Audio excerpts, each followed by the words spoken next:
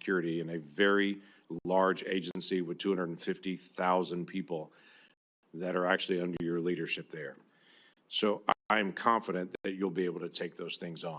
Not only am I confident, the National Border Patrol Council has already sent a letter in strong support here. And Mr. Chairman, I'd like to ask unanimous consent to insert to the record the National Border Patrol Council, their letter of support, leadership of the Cherokee Nation, their strong support, and then my fellow Senator Katie Britt has an opening statement who I'd like to also submit for the record with unanimous consent. Without objection.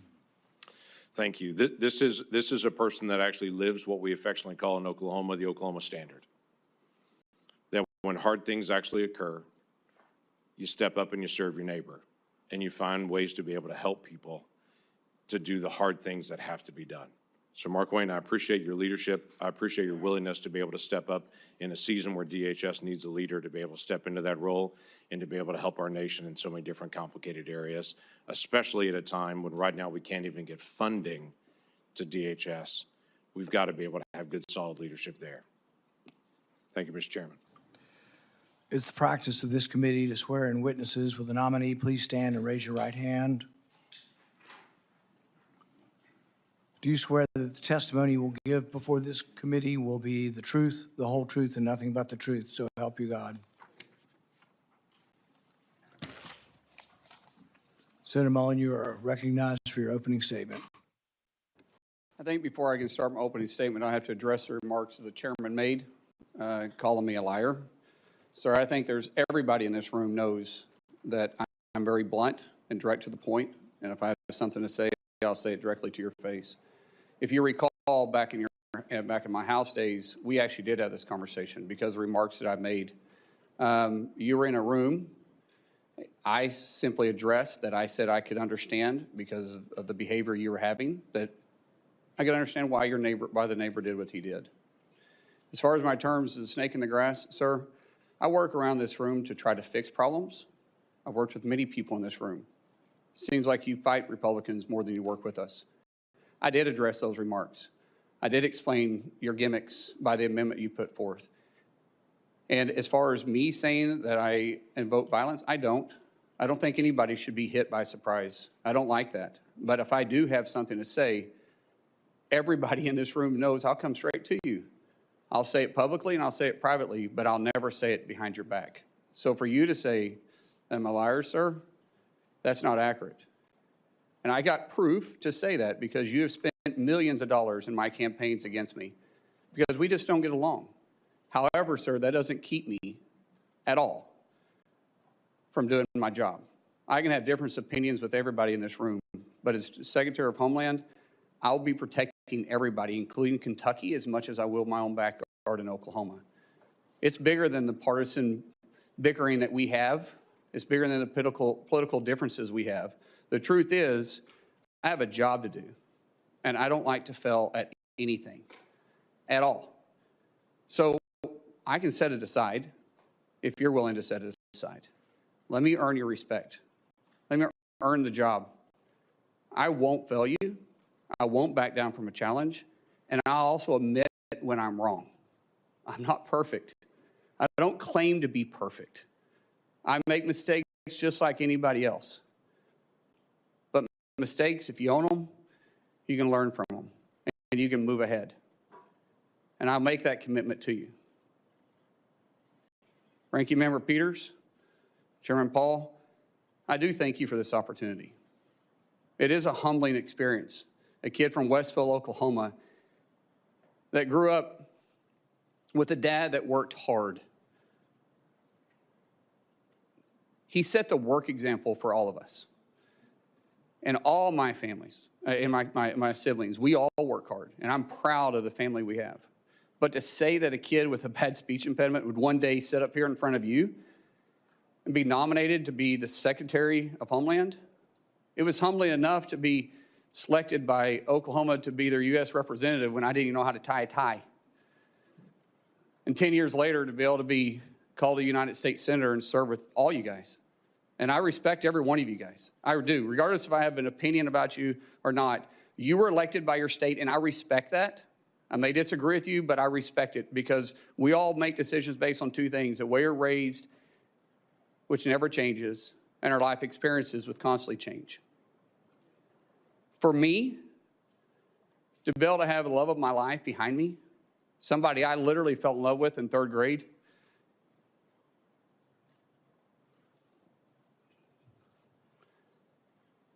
I knew I was going to marry her in 8th grade. She didn't know that yet. We had to work through that process.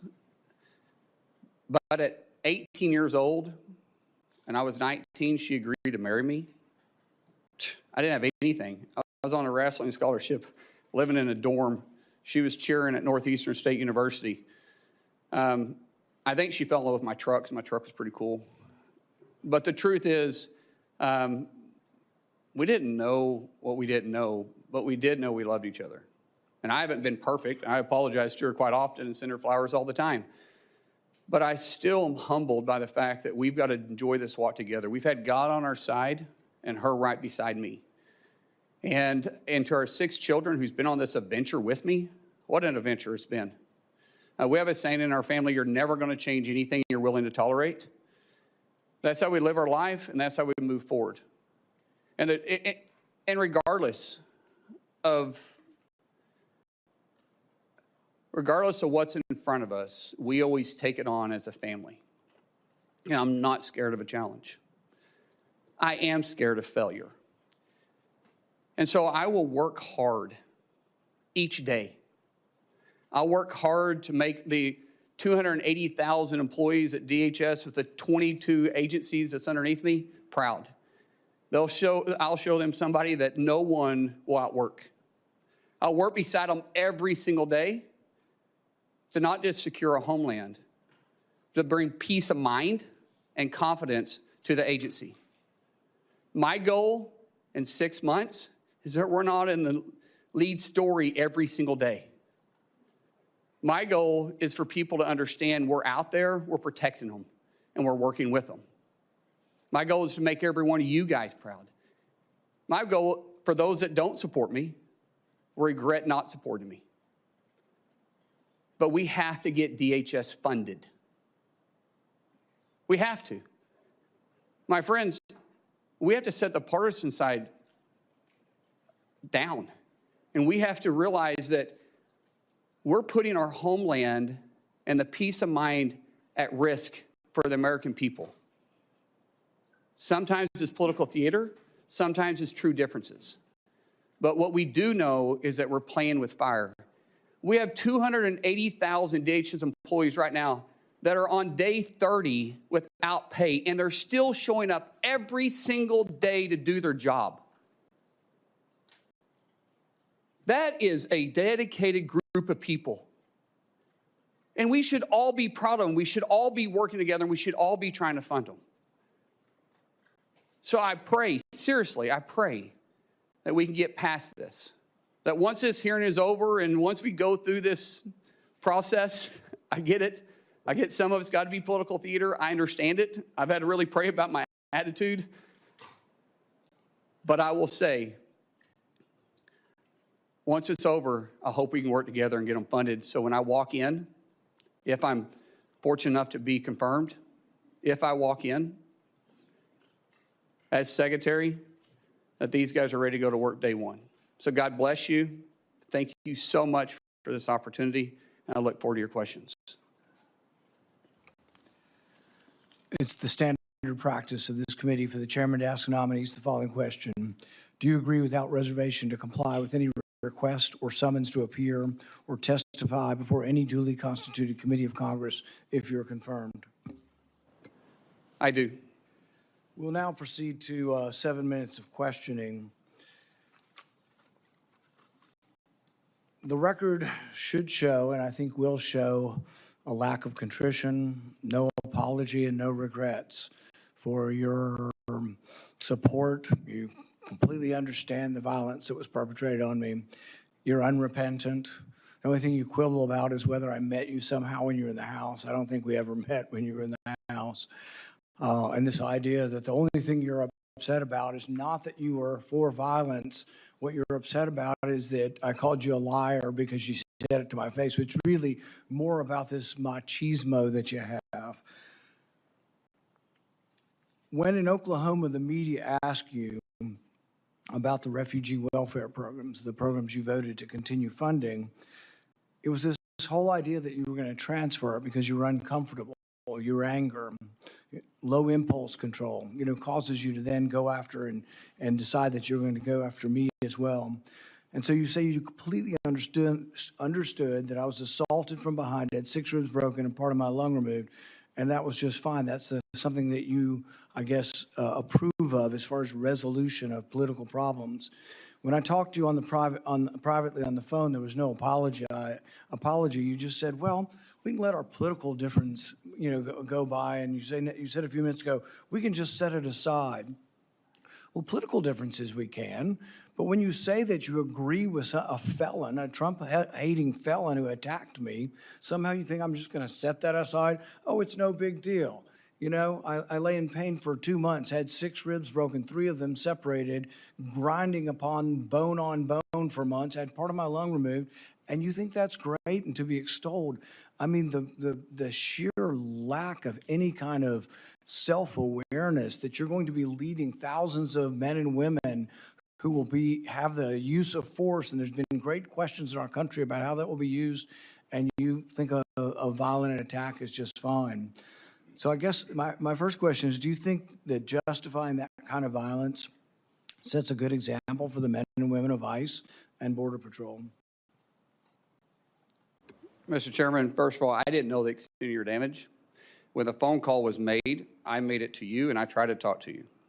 You didn't engage at all. In fact, you said, get your paperwork in. It's got to be 3 days in between. You offered no apology. Sir? And you offer no apology today and no regrets. Haven't heard the word apologize, haven't heard the word regret, haven't heard I misspoke and it was heated and I made a mistake. Haven't heard any of those words. Sir, actually, it wasn't heated, and I'm not apologizing for pointing out your character. Good. So you're jolly well fine, and you want the American public and the people up here to vote that may or may not vote for you to know that you supported the felonious, violent attack on me from behind. I did not say I supported it. I said I understood it. There's a difference. So that means you really didn't approve of it, just completely understand it. What do you think most people would interpret completely understand to be? Support for or a condemnation of the violence? Sir, as I said, we can have our differences. It's not going to keep me from doing my job as Secretary of Homeland Security. I'm going to secure Kentucky and take care of Kentucky as much as I am Oklahoma. If this were a one-off, it would be one thing. If you just disliked me so much that you approved of violence against me, people could just write it off. Well, maybe they hate each other. But really, there's a pattern of this. Let's go ahead and roll the tape.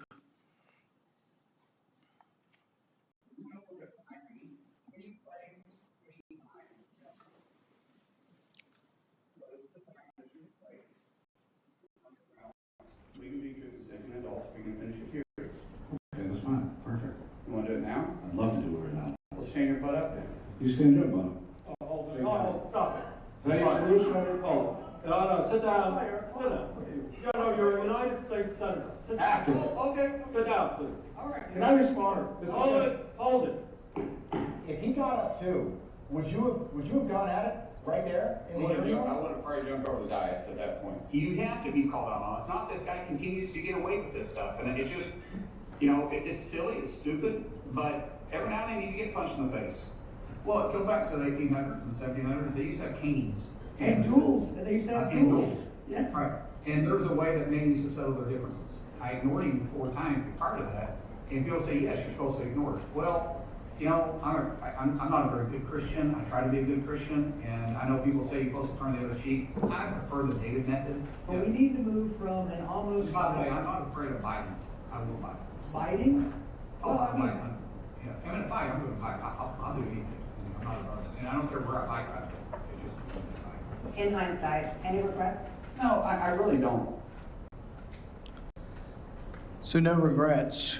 In fact, even after your anger had cooled, you were still bragging that if he'd only been brave enough to stand up, you'd have jumped over the dais and taught him a lesson, because that's how men should settle their differences. Do you think fighting as a resolution for political differences is a good example for the men and women of ICE and Border Patrol? As you can notice over my shoulder here is my good friend Sean O'Brien. Both of us have had conversations. Both of us have shaken hands. And both of us agreed we could have done things different. Sean is someone that has become a close friend. We talk all the time. I've been on his podcast. We've talked through this. That's how you handle your differences. Not like this, Chairman. I'm glad you guys are friends now and that you've reconciled. But really, it doesn't get to the real point whether or not you think violence is the way we settle things. In the days after the fight, you said, and I quote, "Sometimes people just need to be punched in the face." Is that still your opinion, that political disputes can sometimes and often only be resolved by violence? No, I don't always agree with that. I don't believe in political violence. I've made that very clear. But sometimes people do need, theoretically speaking, sir, I get it. It's about character assassination for you. That's the way this game is played. I understand it. And you are making this about you, which is fine, but that doesn't keep me as Secretary of Homeland Security. It's character assassination when you were the one lauding the assault. Who do you think started that character assassination? I'm just repeating what you have done in character assassination. I'm repeating your support for the assault. So that's somehow something I started? No, sir. What I'm saying is you're adding a lot to it. In the days after the fight, you did many interviews in which you justified the violence as historically justified by precedents, such as caning and dueling. Is it today your opinion that the caning of Charles Sumner was not only justified, but argues still for resolving our political differences with violence? What I was simply pointing out is some of the rules that still apply to this body. For instance, dueling with 2 consenting adults is still there. I was pointing out what is still illegal for 170 years. There's no precedent for legal dueling. Even then, they fled the country. Do you realize that the man that beat Charles Sumner with a cane, he beat him till he was unconscious? You know why no senators intervened? Because his friend held a gun on the other senators, and he kept beating him until he crushed his skull. That's what you're insinuating as the president of the Senate, and that's what you live by. That is a very, very dangerous sentiment.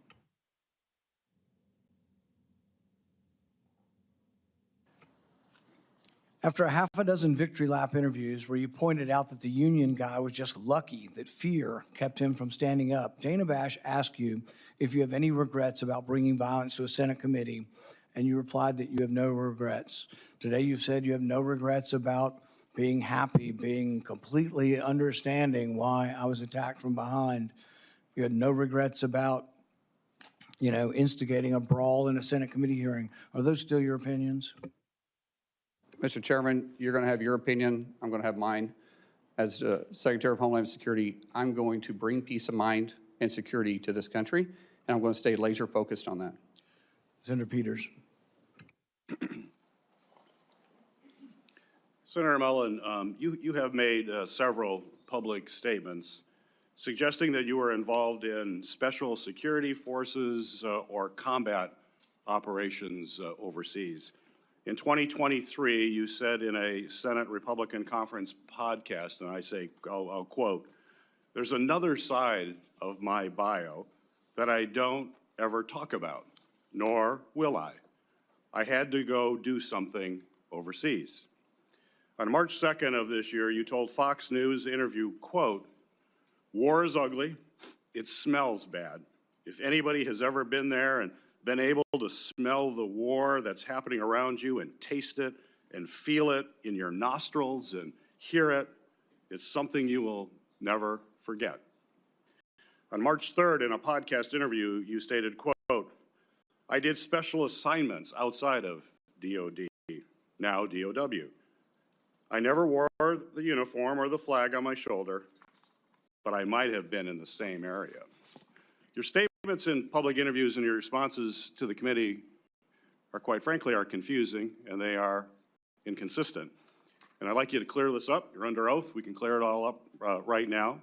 And first, I'd like to ask unanimous consent to enter into the record my letter to you on March 11th and your addendum to the committee of March 12th regarding any overseas special assignments. assignments. Without objection. So my question for you, sir, is before your time in Congress, other than on vacations with your family, have you ever traveled to a foreign country? No. You've never traveled to a foreign country? Outside of vacation or mission work? No. Okay. Have you, your FBI report does show some travel. I think it was to Georgia and Azerbaijan. You marked that that was not for tourists. Are you referring to August of 2021 when we went to go get the Americans out of Afghanistan? I'm just That's saying. what that travel was for, which Okay. we did So clarify that. you have traveled. So you've traveled to Azerbaijan and Georgia. That was in your FBI report, although you just said you've never traveled. Sir, I thought you was referring to a different time, but in 2021, it was well documented. In fact, it was all over the news. And I actually did say that, and we put that down on the report. But that was us, which was all over the news, trying to go with a extremely experienced team. I've got other questions, thank you. But so you have traveled overseas, despite your previous comment. Were you ever, excuse me, ever an employee, volunteer, or otherwise involved with the Department of Defense, State Department, or other U.S. agency or contractor for any of those departments? No. And Senator, I think there's a misunderstanding here that I could clear up if you want me to clear up for you. Please. Okay, so, which this is official trip, and it is classified. But in 2015, I was asked to train with a very small contingency and go to a certain area, which was scheduled for 2016. During that time, I was asked to go through, had to meet certain training qualifications, certain qualifications, had to go through SEER training. The training and stuff was kind of fun. The SEER training was absolutely awful. And I spoke in general about my experiences, but I've never spoke specifically on details, on dates, or on the mission. And that was official, and there was nothing in the report to the committee. Actually, it said you do not have to claim any official trips. And like I said, that was an official trip that is classified. This is an official trip while you were a member of Congress? Yes. 2015, 2016, I was a member of Congress. Some of it may be public, but it would be very small. Most of it, because of my recollection, which we're going back 10 years, I think there was only 4 people read in on it. So where was that trip? I just said it's classified, sir. It's classified. So the letter that we sent to you said that we need to have information of any of these activities. It said not official trips. Your paperwork was very clear, excluding any official trips. This was an official trip as a member. Well, we have more questions we're going to have to ask. When in the FBI report, I asked, is there anything in that report that is classified, that you were involved in any kind of classified operation at all? And there's none. So it was also excluding, it also said excluding official duties. It says that. And you guys had the paperwork in front of you, and it always says excluding official duties. We had this committee come to us and ask the same questions. We talked about doing mission work. We talked about doing mentorship. But they said official duties that was in your official capacity does not have to be talked about. So where did you smell war? Sir, I just said that this was classified. And the dates, locations, and admission, I've never spoke specifically details about. Well, we can get that information. That's fine. Mr. Chairman. You're welcome to get it. We will want to find out more information about that. That's perfectly okay, It's important Senator. to have the truth here, and that you're portraying yourself in a truthful way. Sir, I'm not portraying myself in any way other than you're asking the question. I said I would try clearing it up for you. We'll continue to work on that. Thank you. After DHS officers shot and killed 2 American citizens this past January, you joined top administrative officials in publicly blaming and disparaging the victims. Following the killing of Renee Good, Secretary Noem called her a domestic terrorist. You, sir, you called Alex Preddy, quote, a deranged individual that came in to cause max damage. Could we expect those kinds of quick responses if you are confirmed as Secretary? Would you be basically, well, you responded as Secretary Noem. Are we going to just expect that same behavior all over again? No, Senator. I have a deep amount of respect for you. We've had our differences, but I do respect you. I think I said this privately when we had a conversation. Those words probably should have been retracted. I shouldn't have said that, and as Secretary, I wouldn't. The investigation is ongoing, and there is, like I said, there's sometimes I'm going to make a mistake, and I'll own it. That one, I went out there too fast. I was responding immediately without the facts. That's my fault. That won't happen as Secretary. So you regret that statement? I already said that, yes, sir. Would you want to apologize to the family of Alex Preddy? Well, sir, I just said I regret those statements. Is that the same as an apology? I haven't seen the investigation. We'll let the investigation go through, and if I'm proven wrong, then I will absolutely. How would you characterize your relationship with President Trump? He's a friend. How frequently have you spoken with him in the past year? Often, most of the time about my family. If you want to explain the friendship, I'll tell you. My wife will tell you the same thing. When someone loves your kids when they're going through a difficult time, like we have, the amount of outpouring of support from the president and the friendship we saw going back to 2000 or 2020 was quite remarkable. And so I speak to the president from a friend level more than I do a policy level. Okay. I have more questions, but my time is up. Thank you, Senator. Doing it in a second round. Thank you. Senator Moreno. Thank you, Mr. Chairman, and thank you, Senator Johnson, Senator Langford, for letting me skip the line. I have to, unfortunately, go to Dover for the dignified transfer, so I appreciate taking the time. It's not often that I get to ask questions for somebody who I've known for a long time, meaning in politics, 2.5 years is a long time. I've gotten to know you as a friend, as a colleague. I've seen you interact as a dad. I've seen you interact as a husband. And I just want the American people to know you're a good man. Thank you. That doesn't always go through all the political shenanigans. And maybe you're not going to replace Shakespeare as the next greatest orator on earth. You talk from the heart.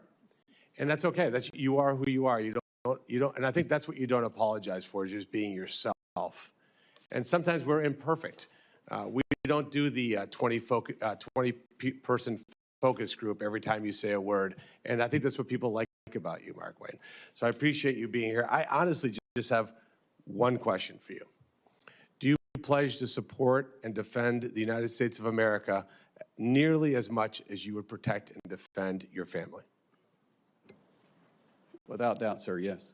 So I'm going to ruin everything for the audience. You will be confirmed. You will have the job, and you're going to make this country safer and better. And for that, I thank you and thank your family for supporting you. So I will use the rest of my time now to make a little case to the American people. We have 260,000 families that have not received a paycheck in over a month. 260,000 American citizen families who have not received a paycheck in over a month. None of those people are in charge of policy. There's not one of those families that makes policy decisions for the most part. That's on the people here. There isn't a single human being on this dais that has missed a paycheck. Every single one of us has gotten a paycheck the last 30 days and before that. And yet we sit here and we do political theater. And I said to my colleague, Senator Britt, the other day, that in my 14 months here, I only felt ashamed of this chamber once, and that was last Thursday. When you saw the ultimate political theater, colleagues going, let's fund TSA. How about the Coast Guard? Oh, that's a different person that's going to talk about that. How about FEMA? It's a different person that's going to talk about that. You can't have it both ways, by the way. You can't have Democrats saying, I can't believe the Trump administration is cutting government employee numbers. By the way, over 300,000, we haven't missed a beat. and yet at the same time not pay people who are actually showing up for it. That seems decently incongruous. We can't say President Trump isn't defending the homeland. Well, he is absolutely doing that every single day, and yet we're allowing these agencies to not be funded.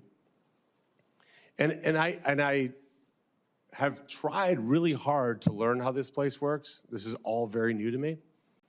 And I remember many, many Democrats saying to me, we have the constitutional duty to fund agencies through appropriations. And then we have a separate piece where we argue policy differences, but we should never marry both together. Because when you marry both together, you don't hurt us. You don't hurt the people here in DC. You hurt the men and women who are going to work every day to defend this country. And that's a disgrace. I actually don't know how you would sleep at night knowing that you're hurting families like that. People can't make their rent payments, can't make their mortgage payments. Their cars are being repossessed. They're having to tell their kids they can't send them to dance recitals because they did everything right in life except got a job with the Department of Homeland Security so that a politician can make a 30-second video online and then use it to fundraise for the next election. That's disgusting. So let me just say this. What are we not talking about? You know, the ranking member said, oh, look, we said we'd fund. He's not paying attention right now, which is fine. We said we're going to fund FEMA. When you guys are done talking, I'll continue if you like.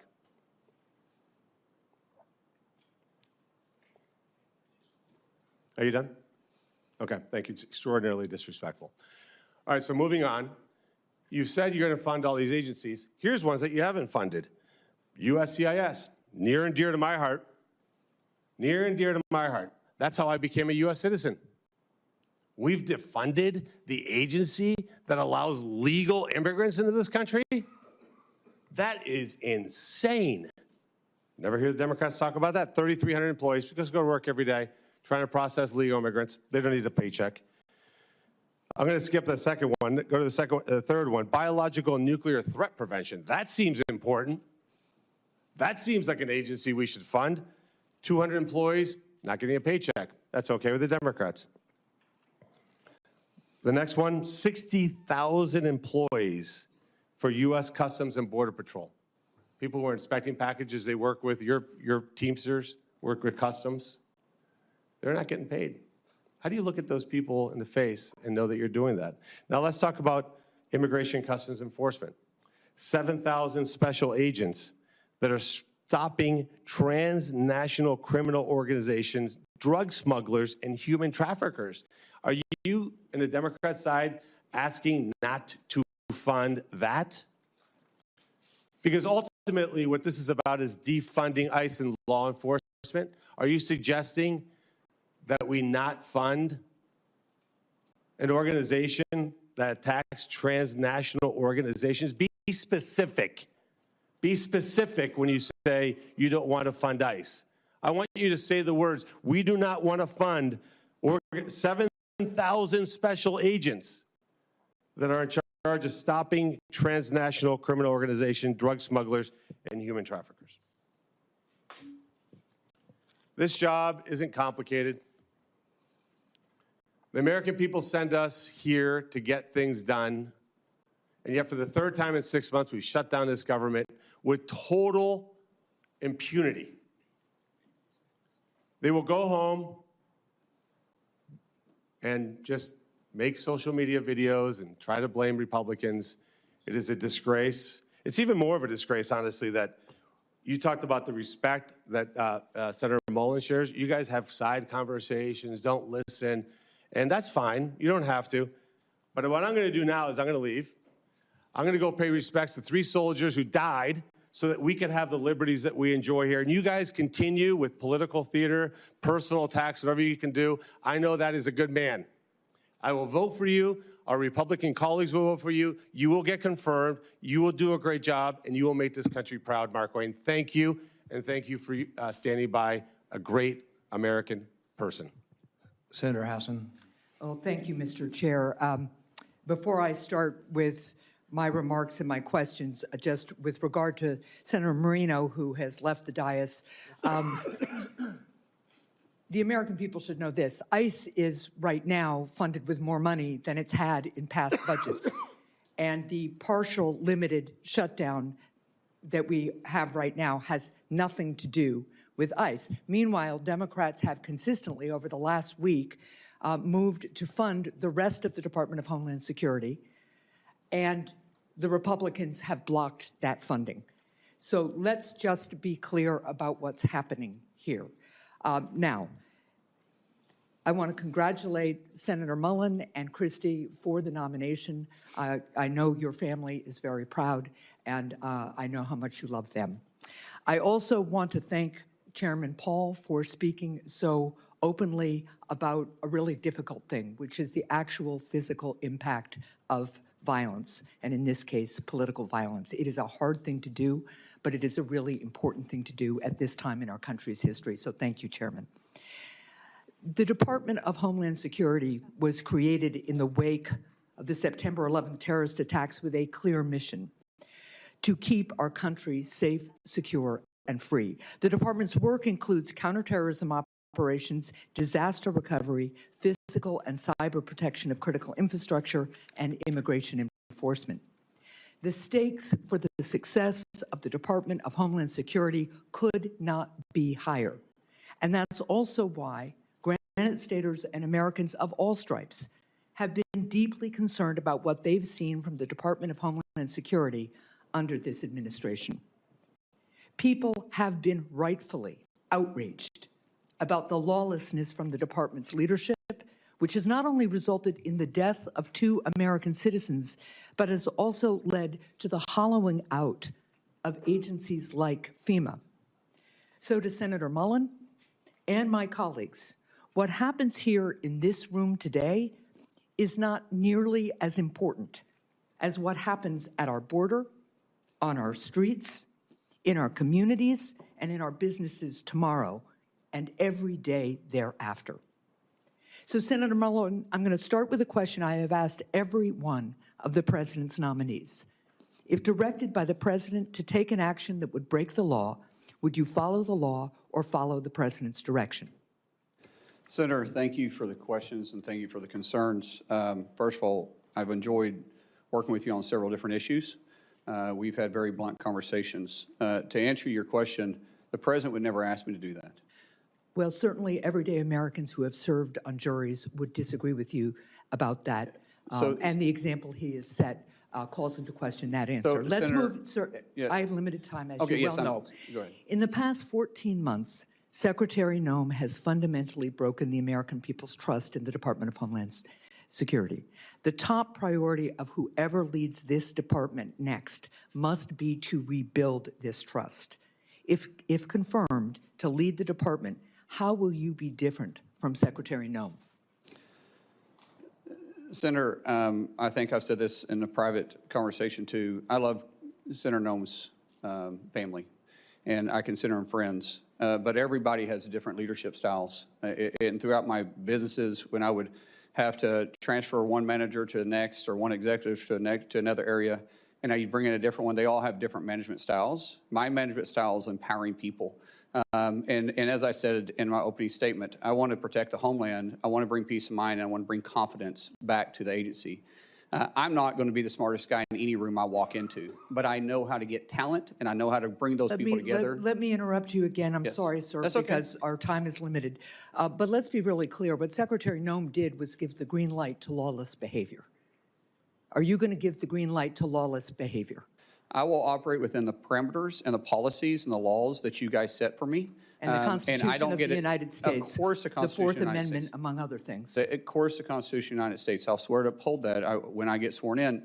But be very clear, I don't get to choose the laws that I enforce. You guys pass the laws. I enforce those laws. Right. And the reason why we haven't had... shooting a protester who was exercising his First Amendment speech and carrying a lawfully licensed gun is not a lawful behavior. Now, let's move on to another issue. Granite Staters pushed back hard against ICE's plan to build a detention center in Merrimack, New Hampshire. And despite poor communication from the department, eventually Secretary Noem canceled the plans for this facility. Senator, will you ensure that the Merrimack plan remains off the table, or will you consider restarting it? Ma'am, I haven't seen the facts behind it. As I stated when we spoke in your office, I will work with you on this. We want to be good partners in your state and in your community. I don't know the strategic purpose of it. I don't know what has happened, so it's hard for me to state something that I haven't got briefed on. But I have made this very clear to you in private and here too. I will work with the community leaders and make sure that we're delivering for the American people what the president set out. I appreciate that. In follow-up conversations with my office, ICE refused to comment on opening new facilities elsewhere in New Hampshire. They've said they won't do it in Merrimack, New Hampshire. But will you commit to me that ICE will not open any new facilities in New Hampshire or elsewhere in the country without the support of the local community? Ma'am, I will work with the local community and I'll work with you in your office. I won't be able to speak to that until I understand the risk and the reason behind delivering the mission that's set in front of us. We got to protect the homeland, and we're going to do that. But obviously, we want to work with community leaders. We want to be good partners, and we're going to work in your state as hard to make sure we build relationships and work in that manner. Well, look, I will be here for a second round of questions because I have a lot more. But let me just point this out. Americans want to secure their country. I agree. We all love this country. We all know we need to be safe, secure, and we all want to be free together. The people of New Hampshire will take into consideration a request by ICE and the federal government to do its part. But transparency and local control and respect of local people throughout New Hampshire and throughout the country is an essential piece of our democracy. And what I've been hearing from ICE and from other DHS folks is, well, the pushback's too hard. You either can make the case for these facilities and explain how you're going to support the local community and deal with the fact that they'll lose property tax dollars, for instance, or if you can't make the case, it shouldn't be built. So I really would encourage the department and all of us to remember that this is a government of by and for the people, and if you can't make the case to the people, you shouldn't be doing it. Thank you.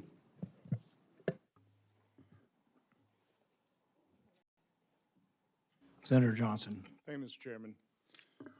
So, Markwayne, I'm going to use my time completely different than how I was going to when I walked into this hearing. I can't top what Senator Marino, the comments he made about how unconscionable it is that we're not funding and we're not providing paychecks to those 260,000 men and women that you will be soon leading. Other than working with no labels, we don't serve on the same committees, have never gone on Codell together, and that's oftentimes how you get to know our colleagues. So I don't know you as well as some of the other people on the dais here.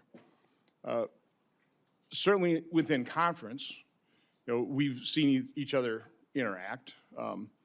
We share a couple things in common. I think we're both pretty passionate about our love for this country, about trying to fix the enormous messes left behind by President Biden, Democrats. We wear emotions on our sleeves.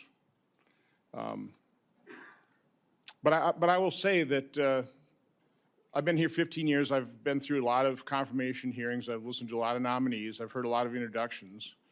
If one of your first decisions as a nominee was to pick the person to introduce you, you couldn't have done a better job. I mean, the introduction from Senator Langford was probably one of the most genuine and heartfelt I've ever heard. And I will say your opening statement was probably one of the more genuine and heartfelt testimonies I've ever heard, if not the most. I'm looking behind you at the people who have come here to support you, your former colleagues in the House, Chairman Smith, a former Speaker of the House, Senator Britt. But I see Josh Gottheimer there. He's not a Republican member of the House. He's a Democrat. I've seen you interact with him trying to get some permitting reform. Please, briefly, because I want you to tell another story here yet, but just talk a little bit about your relationship with Josh and other members of the House. You know, Josh and I, we may not always agree on every issue, but he's a friend. And our relationship started back in 2017 when he thought I was a staff member running a workout group, because I've been running a bipartisan workout group that started actually with Speaker Kevin McCarthy and Jason Smith 13 years ago. And I still do that to this day. When he came in 2017, Joe Kennedy, who is also a friend of mine, he approached him when I was on the House floor and asked him, why is a trainer in the gym on the House voting? And to which Joe Kennedy laughed and said, he's a member from Oklahoma. And after that, we became friends. In fact, our daughters are writing a book together about bipartisanship. But when Josh asked me to join a bipartisan group called No Labels, that's when we really started seeing that there's a lot of common ground that we can work together. Yeah, as I said in my opening statement, that we all make decisions based on how we're raised and our life experiences. And Josh and I was raised different, just like everybody on this dais is raised different than me, and we've had different life experiences. But we all believe in that flag right there behind you. And what I say is, as long as you love that flag as much as I do, and you're willing to die for that flag like I am, we can work together. We can set the differences aside, and we can work together. And Josh represents that too. Just for him being here, you guys know, he's got a primary in New Jersey. He's not a senator, has 6 years. He's up every 2 years, and he's here. That's a friend that says, hey, my political differences are beside, I still like you. I cannot tell you how many members on the Democrat Party, which I love and respect, and I understand the politics, have came up to me since this nomination and say, hey, I love you, but I'm running for this office, but I'm running for this office, but I'm up for re-election. I'd be killed in my state. In most cases, I would support you, but. And it drives me crazy, but when you see a real friend like that, run through fire for the guy. So again, this is a nomination hearing, and from my standpoint, when you're trying to select somebody to run an operation, you want somebody with integrity, somebody with that passion toward the mission, keeping this nation safe, having this love for this country. It's also, I think, incredibly important that when you're serving the administration, you have a good relationship with the president. It doesn't work so well. I know you've got a good relationship with the president, and you told me a story, and I want you to repeat that story of your son who was grievously injured and a visit that the President of the United States made to that hospital. I want you to tell the story, because I think it's important that people understand why you are loyal to President Trump. I'd like them to hear a different side of President Trump as well. Yeah. But I think also that'll serve you well as his Secretary of Homeland Security. But just tell that story. Ron, I'm going to try getting through it without crying then.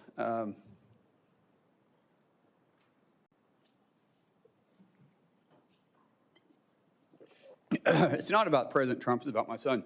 So my son was a really world-class athlete, and January 17th of 2020, which mind you was an election year, he had a really serious brain injury. Woke up 26 hours later and he's a different kid. We almost lost him. For 26 hours, he had an extremely low pulse. There was a time they thought that they lost his pulse altogether. And when he woke up, he was just different. I mean, here you had a world-class athlete that wrestled all over the world since he was 12 years old, and he couldn't touch his nose. He couldn't walk without shuffling his feet. He had short-term memory loss. He couldn't control his muscles, couldn't add 5 + 3. He was in high school at that time, had to learn how to read, walk, everything. And the president found out about it, and he gave me a call immediately. And one thing that the president joked about was, like, he said, let me get this straight. He doesn't know who you and Christy are, but he knew who I was, because the only question he got right is who the president was. And he said, Trump, with his cocky grin on his face. And but the president didn't understand the severity of it, but he heard it in my voice, and immediately he went to work. I told him we had to get to Bakersfield, California, to the Center for Neural Skills, which is one of the best neural rehabilitation places in the world. And the president offered to send his plane, his personal plane. This is the president of the United States. And I said, sir, we can't fly, we got to drive. We get there, and he called almost every day for 2 weeks checking on Jim. And then he says, I'm going to come see him. And now this is the middle of the election. This is Bakersfield, California. Really not an area he's got to go campaign. And he took the time to come up there and see Jim. And the senator told us that the short-term memory loss something would trigger it. Some big event would eventually trigger where he'd start retaining stuff. Until then, he was still having issues.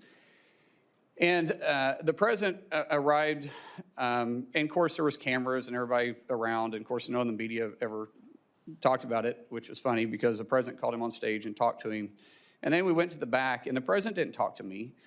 He didn't know I was in, I mean, he didn't care if I was in the room. Here's a guy that's been over, and his tie is about as long as my son because my son's, it stunted his growth, and so he's 5'3" the rest of his life.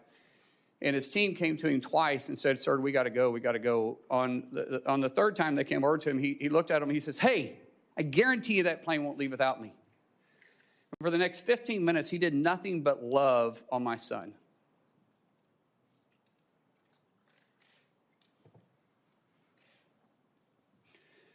That one incident jogged his memory. And from then on, he started retaining things. And Jim's attitude went from this, you know, we're going to get through it, to this, I'm going to get through it. And every week, if not most days, the president would call and ask how he could help. Ask, how's his buddy doing? How's Jim doing? He didn't do it for publicity. He didn't do it for any show. He was running in one of the toughest elections he had been in, and the guy was still that concerned about my son. When we got released for a little bit, we had to go back. When we got released a little bit, the president said, come to Mar-a-Lago and see me. We go down there, and it's amazing. And when we're leaving, dang it, I hate getting emotional. See, if I talk about my kids, I get emotional. Other than that, you can't make me cry. But my kids do make me emotional. That's actually a good thing. Yeah. So anyways, he grabbed my son and he said, do you know why I love your dad? Do you know why I love your dad? Chrissy tells the story better than I do. And he goes, no, sir. He goes, because he loves you. Because of you. Because of you. Man, he didn't do it for any other reason. I mean, here's the president of the United States, and he did it just because he cared. And so when you want to say why he's a friend, yeah, we were acquaintances before that. We've been friends ever since. The American people need to hear that. Thank you. Thank you. Senator Blumenthal. Thanks, Mr. Chairman. Welcome, Senator Mullin. Thank you for being here today, and thank you to your family for your service and theirs. I hope that you will be as emotional about the children who are presently detained at Dilley and other camps in the United States of America, where they have been subjected to conditions that would outrage and have angered many Americans. We're here because of a lawless and reckless agency that has broken into homes without judicial approval, shot United States citizens, detained them without any cause, and sometimes killed them. And I am looking for real substantive reform in that agency, as you and I have discussed when you came to talk to me. A break with the past, with former Secretary Noem and with the White House, Steve Miller and others who have used Kristi Noem, in effect, as a puppet to implement lawless policy. I welcome that you have stated you regret your statement after the killing of Alex Preddy. You said on Fox News, quote, unfortunately, an individual, a deranged individual that came to cause max damage with a loaded pistol with an extra mag that was completely loaded and shot and killed. And you regret that statement, do you not? I've already said that, sir, yes. And what about what you said about Renee Good after she was shot and killed? You appeared on CNN and you were asked whether you believed the shooting was justified, and you replied, quote, absolutely. Do you regret that statement as well? Senator, It's very clear that an officer had to make a split decision in that case as the car was running towards him and did strike him. At that point, that car becomes a lethal weapon. And an officer that there was another officer obviously giving her verbal commands. So are you saying, and I apologize for interrupting you, but you're saying you do not regret that statement? I'm saying that the investigation is going on, but what we've seen... There is no investigation, Senator. In fact, my that was my next question to you. Senator, don't you think there should be an investigation? My understanding is that there is. I will find out if I'm able to get confirmed. But those are two different incidences. The Department of Homeland Security and the Trump administration has blocked state and local investigation of the killing of Renee Good. And I hope that you will permit that investigation to go forward. Senator, state and local investigation doesn't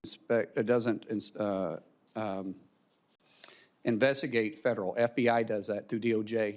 And I believe the FBI is looking at this case. And I do want to say something to you. You said about the terrible conditions that this administration is putting in kids. But what you left out is that they've actually recovered over 160,000 kids that were trafficked or lost during the Biden administration. What is inhumane is the 12 to 13,000 individuals coming across the border every single day, and we're not having tracked the kids. At one time, the number's up to 385,000, and that's sad. Because you said that you were going to be, and I'm quoting you, blunt and direct and to the point.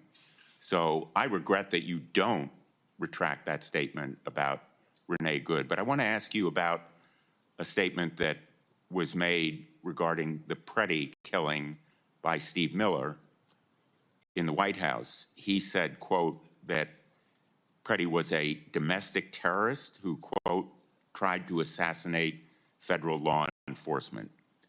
Don't you think it was irresponsible and reckless for Stephen Miller to post that claim on X without any evidence, just as you have retracted your statement? Senator, I believe that question is better asked to Stephen Miller, not myself. I can't speak for him. Well, Stephen Miller also said, again on Fox News, quote, under President Trump's leadership, we are looking to set a goal of a minimum of 3,000 arrests for ICE every day. If you're confirmed, are you going to be directing ICE to arrest 3,000 people a day? Sir, once again, can't speak for Senator or for Stephen Miller, but I can say the President has tapped me to be the Secretary of Homeland, and I will lead that department, and I'll lead it. So will you continue that arrest quota of 3,000 people a day? No quota has been set for me, sir. Well, in effect, it's a quota if the White House directs the DHS Secretary the President of the United States sets the policies, and I'll be working with the President. If you have a question for Stephen Miller, please well, I ask really him. regret that you are going to stick to those same policies and practices and condone the statements of the White House that are so demeaning to someone who was a victim of lawlessness and recklessness by an ICE officer. Senator, I didn't say that. Well, let me ask you then my mouth. a different question. ICE has been breaking into people's homes without any judicial warrant. The sanctity of our homes is absolutely critical. I think you'd agree with that point. And it is the law that a judicial warrant is required to forcibly enter someone's home. Kristi Noem acknowledged in her testimony in response to my questions that at least 28 break-ins have occurred. My ranking member leadership on the subcommittee for permanent investigation has produced a report that shows probably many more such break-ins have occurred. The result of a memo last May from the acting director, Todd Lyons, and it's behind me now, that instructed ICE agents to break into homes.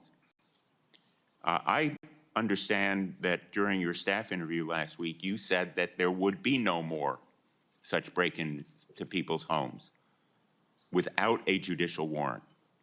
If confirmed, will you commit to me and the chair and ranking member of this committee and the American people that ICE will no longer instruct agents to break into people's homes without a judicial warrant? Sir, you're using the word break into people's houses very loosely. However, I have made it very clear to the staff, and I think when you and I spoke, that judicial warrants will be used to go into houses, into place of businesses, unless we're pursuing someone that enters in that place. I have not mixed words with that, and I haven't changed my opinion about that.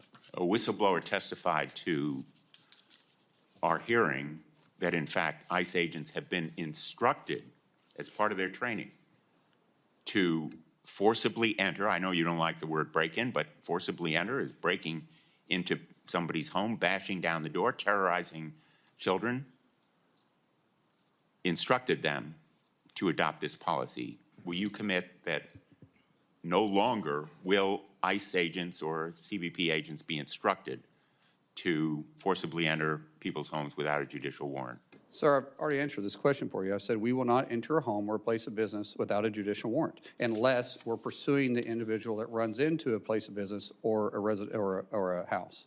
Senator Langford. Thank you. Thank you. Markwayne, right now, is FEMA currently funded? No, sir. Is CISA currently funded dealing with cybersecurity? No, sir. How about TSA? No, sir. Secret Service? No, sir. Coast Guard? No, sir. Customs and Border Protection? No, sir. The Weapons of Mass Destruction Office? No, sir. Customs professionals? No, sir. This is something we got to get resolved. We can complain all we want to about where things are, but we have an argument and a disagreement on policy areas, and 250,000 federal employees and their families are the ones that are suffering because of our argument. There's a way to solve this. We've talked about it a lot. We should just stay here until we're done.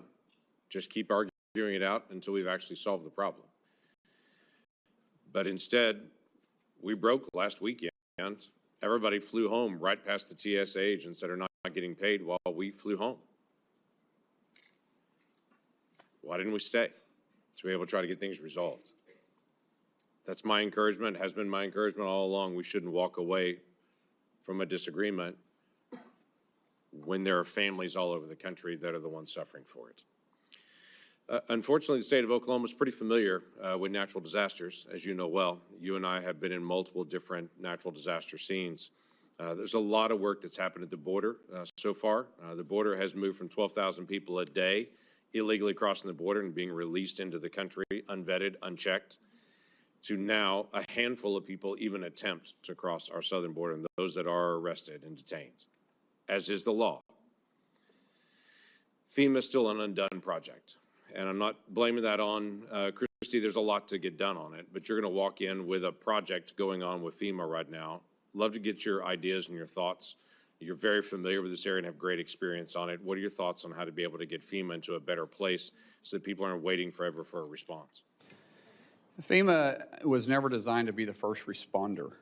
That's the states. FEMA was designed to be the assistance to the states when the disaster reaches certain levels, which we need to discuss those too, because I think some of the levels are unrealistic, especially Senator Hassan and I have talked about this, that sometimes in rural areas, they're not able to meet those thresholds. But working with the state, allowing the state to have their emergency response, FEMA simply helping write checks and assuring that they have the capability and the manpower if need be. But for the FEMA to walk in like FBI walking on a crime scene and taking over, no one's going to care more about their backyard than the people that live there in that state. And I think there's a lot of good ideas. I've heard at meeting with so many of you all, there were so many great ideas on how to make FEMA work better. It's got a great mission. And I think people at FEMA want to do their job, but we can be more effective and be more direct and speed it up.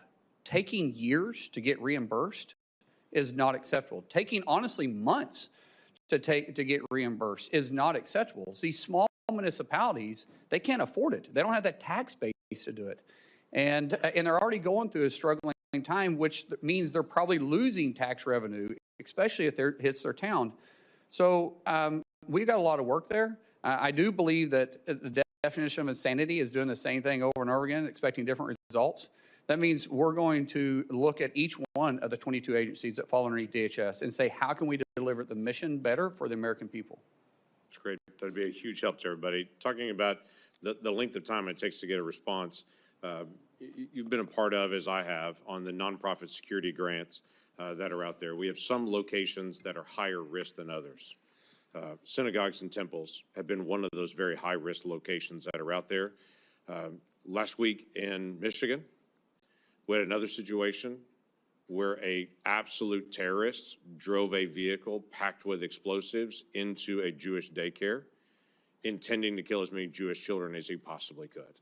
I mean, that was his intent, was to be able to do that. That location happened to be one of the locations where there's also been this nonprofit security grant to help harden that facility. We have multiple challenges here. One of them is when the decision is made, they make a request, go through the paperwork, get approval to be one of those locations that we say, hey, we need to harden this location. Once the approval is done, it may take months to over a year just for the dollars to actually come on it because there's more bureaucratic hoops to go through. So as you're dealing with things like contracts that are out there and the way decisions are made, or FEMA, that's one of the areas I would encourage you to take a look at. I know you're very passionate about. How do you fix the issue where approval's been done and everyone's saying, great, can we get to work? And the federal government says, no, you can't actually get to work. You got to wait some more before the actual work can actually begin to do that. How does that get fixed? We got to streamline the process and cut out the redundancies. The amount of paperwork, the senator from Michigan and I had a long conversation about this, the amount of paperwork to just, once you're approved, to get the funding flowing, and then the paperwork that's followed up on it is way too encumbersome. And there's a better way to do this. Some of these policies I have to work with you guys on. Some of these grants were written with checks and balances, which we all got to be very cautious on how we spend the taxpayer dollars.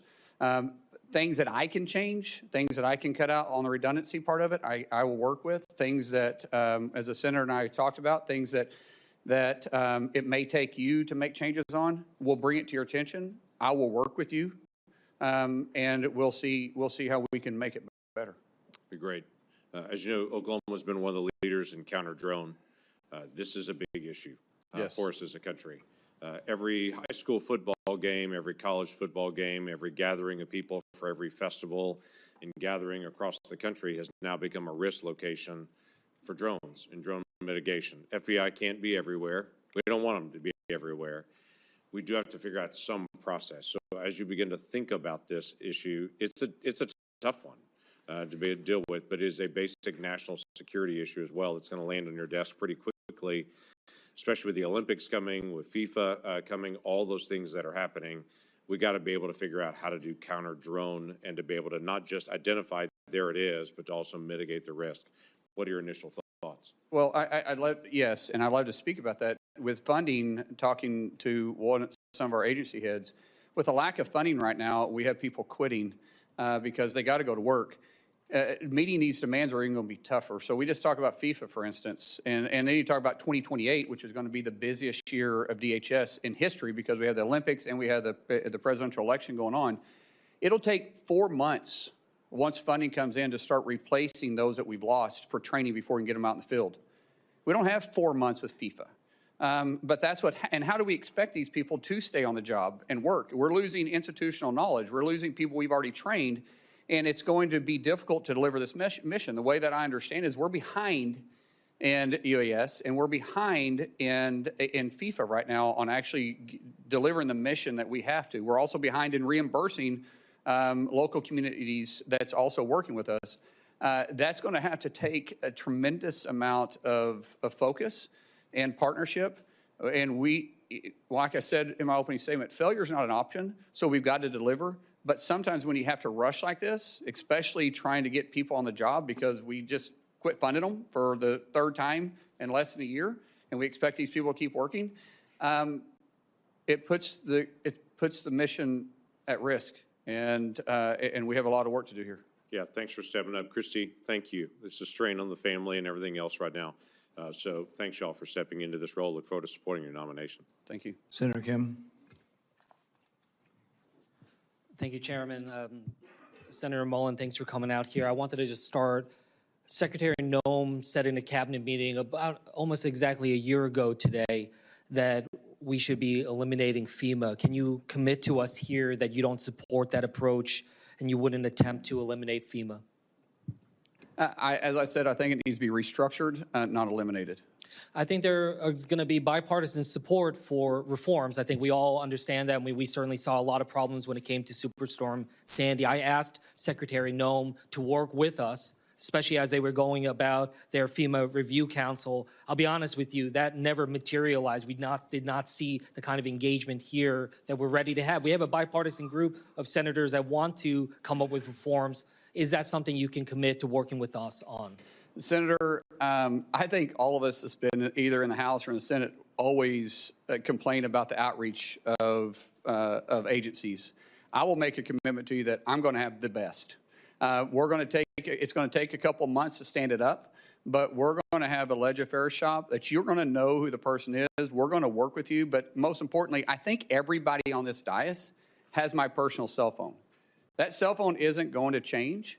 And if you call me, you're going to get a response. If you text me, we're going to get a response. So when we have this FEMA Review Council report finally come out, is that something you'll come to us first and engage with us on rather than just implementing straight out from the executive branch on your own? Senator, I'm pretty sure that you guys set the policies and the mission for FEMA. So for any serious changes, it may take actually policy changes. And I will be in your office talking to you about it. I appreciate that, but we've seen a lot of significant problems happen. For instance, we saw about 2,400 staff cuts at FEMA. And again, we're not talking about the reforms, but we're talking about those that are trying to respond to these disasters every single day. So I wanted to ask if you're confirmed if you will stop these dangerous staff cuts that have reduced FEMA's disaster readiness. Senator, I'm not trying to play politics, but what's been the biggest disaster is not funding them 3 times in a year. However, you know, some of these agencies under the current administration, not some, all of them got very bloated with having too many employees. You think there's still too many staff at FEMA? Senator, I can't answer that. When I get there, we'll be adequately staffed to respond to our nation's disasters. But it's going to take some time to get there because, like I said, people are quitting today because they're not getting paid for the 3rd time in a year, and we can't allow that to take place. I agree, and I hope that we can move forward on that. But one thing that has demonstrated a lack of priority by this administration is the fact that we never actually had a full nominee for FEMA. So I just wanted to ask, do you agree that we need an actual nominee to be a full FEMA administrator that has real experience in emergency management? Absolutely. We're already looking at some in the case that we do get confirmed, which I'm hopeful we do. We are making that a priority in each one of our agencies. But you know, the confirmation also has to go through you, and we know. I get it, but at least we can get a nominee before us, and I think that that's something I hope to take away. That is a commitment you'll make. By honestly, by the experience that I've had, which has been an interesting experience, it's a lot to ask someone, and they got to be fully committed. If they go through this process, it's tough. So I would ask you if I do this, give them a fair shake.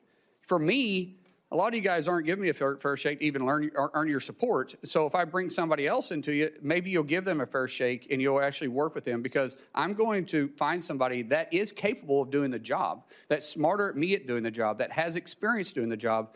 But when they come to your office and ask for your support, don't tell them it's politics. Don't say I can't. Don't say that, hey, I supported the previous one, but you know, I got burned on that one, so I can't support you. We'll trust, but see, just give them a fair opportunity, and you might actually like the person we choose. And look, it's not just about the person; it's about the policies writ large. And then look, you know what we saw before. For instance, Secretary Noem had this policy that required her approval for anything that was going out the door, grants, funding, when it over $100,000.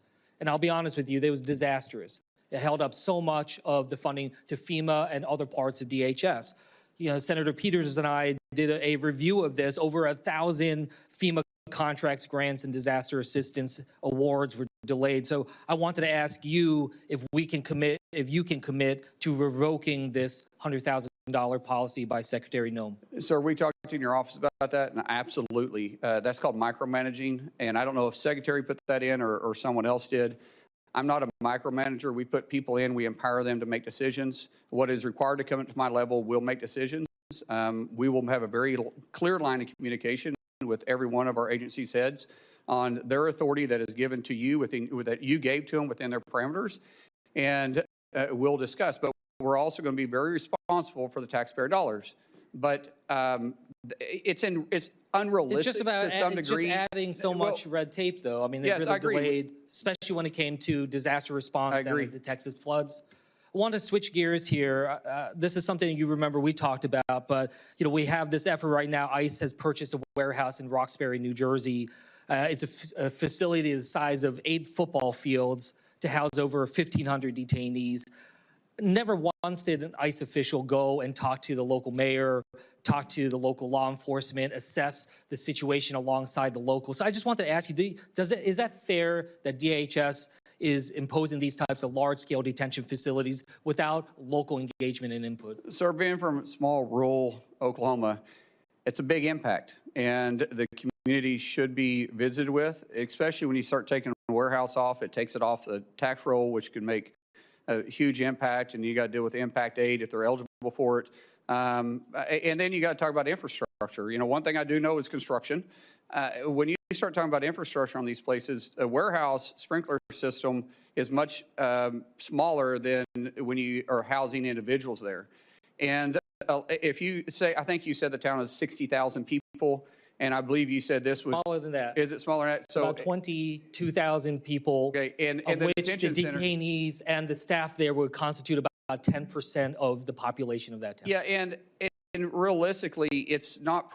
Most municipalities don't have the capacity in their infrastructure for waste and water. So it's important that we're talking to the communities, and if we're having additional needs, we can work with the cities, we can work with the municipalities, but we should always communicate with them. I agree with that, and this town has only 42 police officers, a volunteer fire department. Does that sound like the kind of town that has the resources to take on a warehouse of this magnitude? Sir, I don't know the circumstances behind this other than what you and I talked about. I committed to you when I visited with you in your office.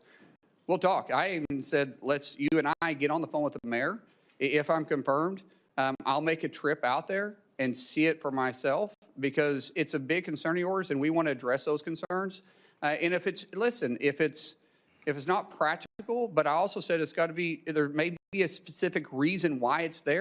If I can't explain that to you, then that's a different story. But if there's a specific reason I can explain it to you to make you make sense, let's talk about it. But if not, then maybe we can be better partners. I'm glad that you commit to talking about it. There are some documents I asked ICE to send us about their evaluations of the warehouse. We have still yet to get it. Will you commit that that is something that we can get once? If the documents are available, yes, but I've also offered something much better. I'll go with you personally and look at it. That's something that the local community will appreciate, and I hope that you will reassess this warehouse. As I said in my opening statements, we want to protect the homeland, but we also want peace of mind and bring back confidence to the Department of Homeland Security. And all this means that we got to work on that, and I will work on that. Senator Scott. Senator Mullin, congratulations on your nomination. This is a great honor that you have, and you have a great background. So I know you'll work your butt off in the job like you do everything else. President Trump was elected to secure our border, crack down on sanctuary cities, and keep our country safe. I want to thank the President for his leadership and Secretary Noem's help. Incredible progress has been made. Our streets are safer, our borders respected, and the jobs we've created are going to people in this country legally. Now, as a result of the Democrats' partial shutdown, in the 4th week, TSA agents are not getting paid. Everybody in the Senate's getting paid. I've had a bill since I got up here. If we don't pass budgets, we shouldn't get paid. I've had one of my Democrat colleagues say, oh, I've got a mortgage. I have to get paid. Well, think about all these people. TSA agents are not getting paid. Airport lines are in gridlock. We got FEMA grants stalling. Coast Guard counterterrorism operations are shrinking amid rising Iranian threats to our homeland. My understanding is ICE agents are getting paid, but not ICE leadership is necessarily getting paid. Last week, 2 terrorists boldly and hatefully attacked our citizens right here on our home soil, killing at least 1 person. The President's decision to stop the nuclear weapons and the ballistic missiles was a reason. What he's doing is making sure we don't get these attacks on our soil. It was only as a result of brave actions of a class of future military officers, citizens, and law enforcement that stopped these tragedies. They could have been massacres. Still, even as Americans are losing their lives, my Democrat colleagues are refusing to fund DHS and give them what they need to uncover and stop plots like these and protect the lives of our families and neighbors. It seems like that's our job up here. So, Senator Mullin, how do you view Senate Democrats recklessly holding DHS funds hostage at the expense of our national security interests amid threats from Iran and its proxies? Senator, it's unconscionable. How can you sit there with a straight face and say that we're trying to take care of the American worker when you're choosing to not pay 260,000 people and you're affecting their families? We've heard the stories of families having to stand in charitable lines for basic needs or getting a loan.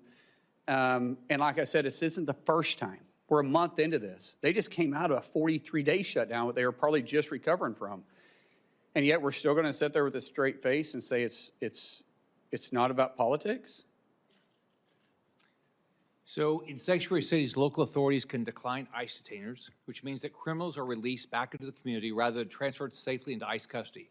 First off, I can't imagine anybody elected that wants criminals back in their community, but that's happening. This creates opportunities for illegal fugitives to relocate or reoffend, like in the tragic murder of Kate Stanley. It also forces DHS officers to go into neighborhoods to root out violent criminals, which is way more dangerous for everybody. Not only does this cost the taxpayer more, but also increases the risk for everybody involved, including bystanders, DHS officers, and potential future victims.